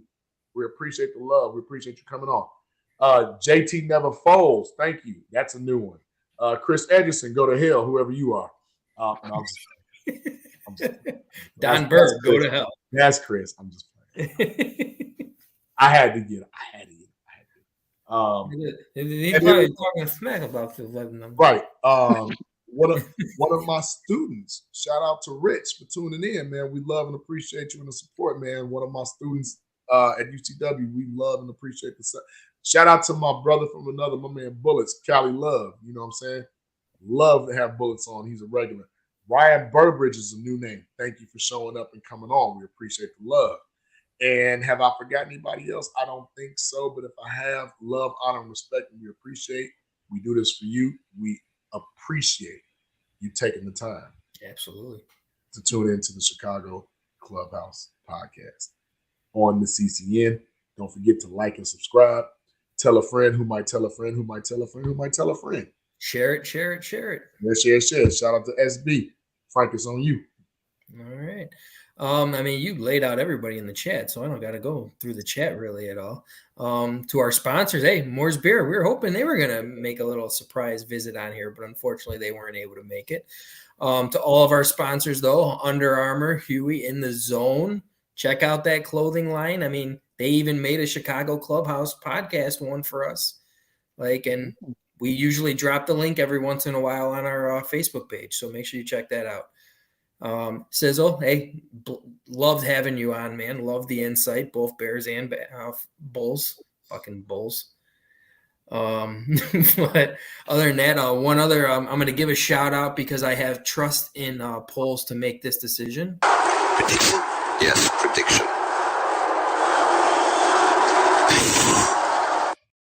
Get that motherfucker in a Bears uniform. Hey, my God, that would be so huge. You're gonna spend all the money overpaying for somebody. That's who I want.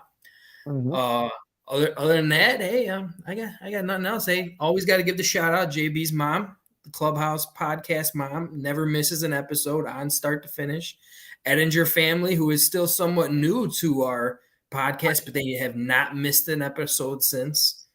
So that's awesome to have Paul Edinger and his family loving our show, watching it all the time. So it's always a blessing seeing them on. Other than that, before we get out of here, we get a lot of redundancy on this show. Sizzle, we had some people just pop back on. One more time, tell them where we can find you. If you're looking for the Sizzle, that's Iron Skillet, that you can find us anywhere. Hashtag Iron Skillet. We're at everything you need to be.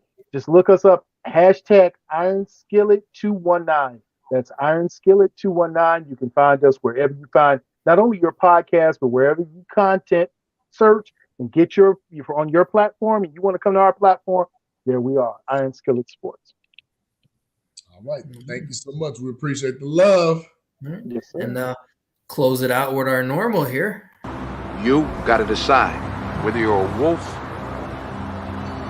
or a sheep. Payne is that motherfucking wolf, let me tell you. That wolf. This has been a Chicago Clubhouse Network production.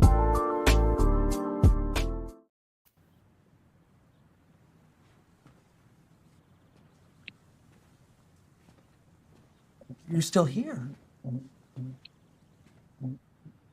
It's over. Go home. Bye, Canada. Bye.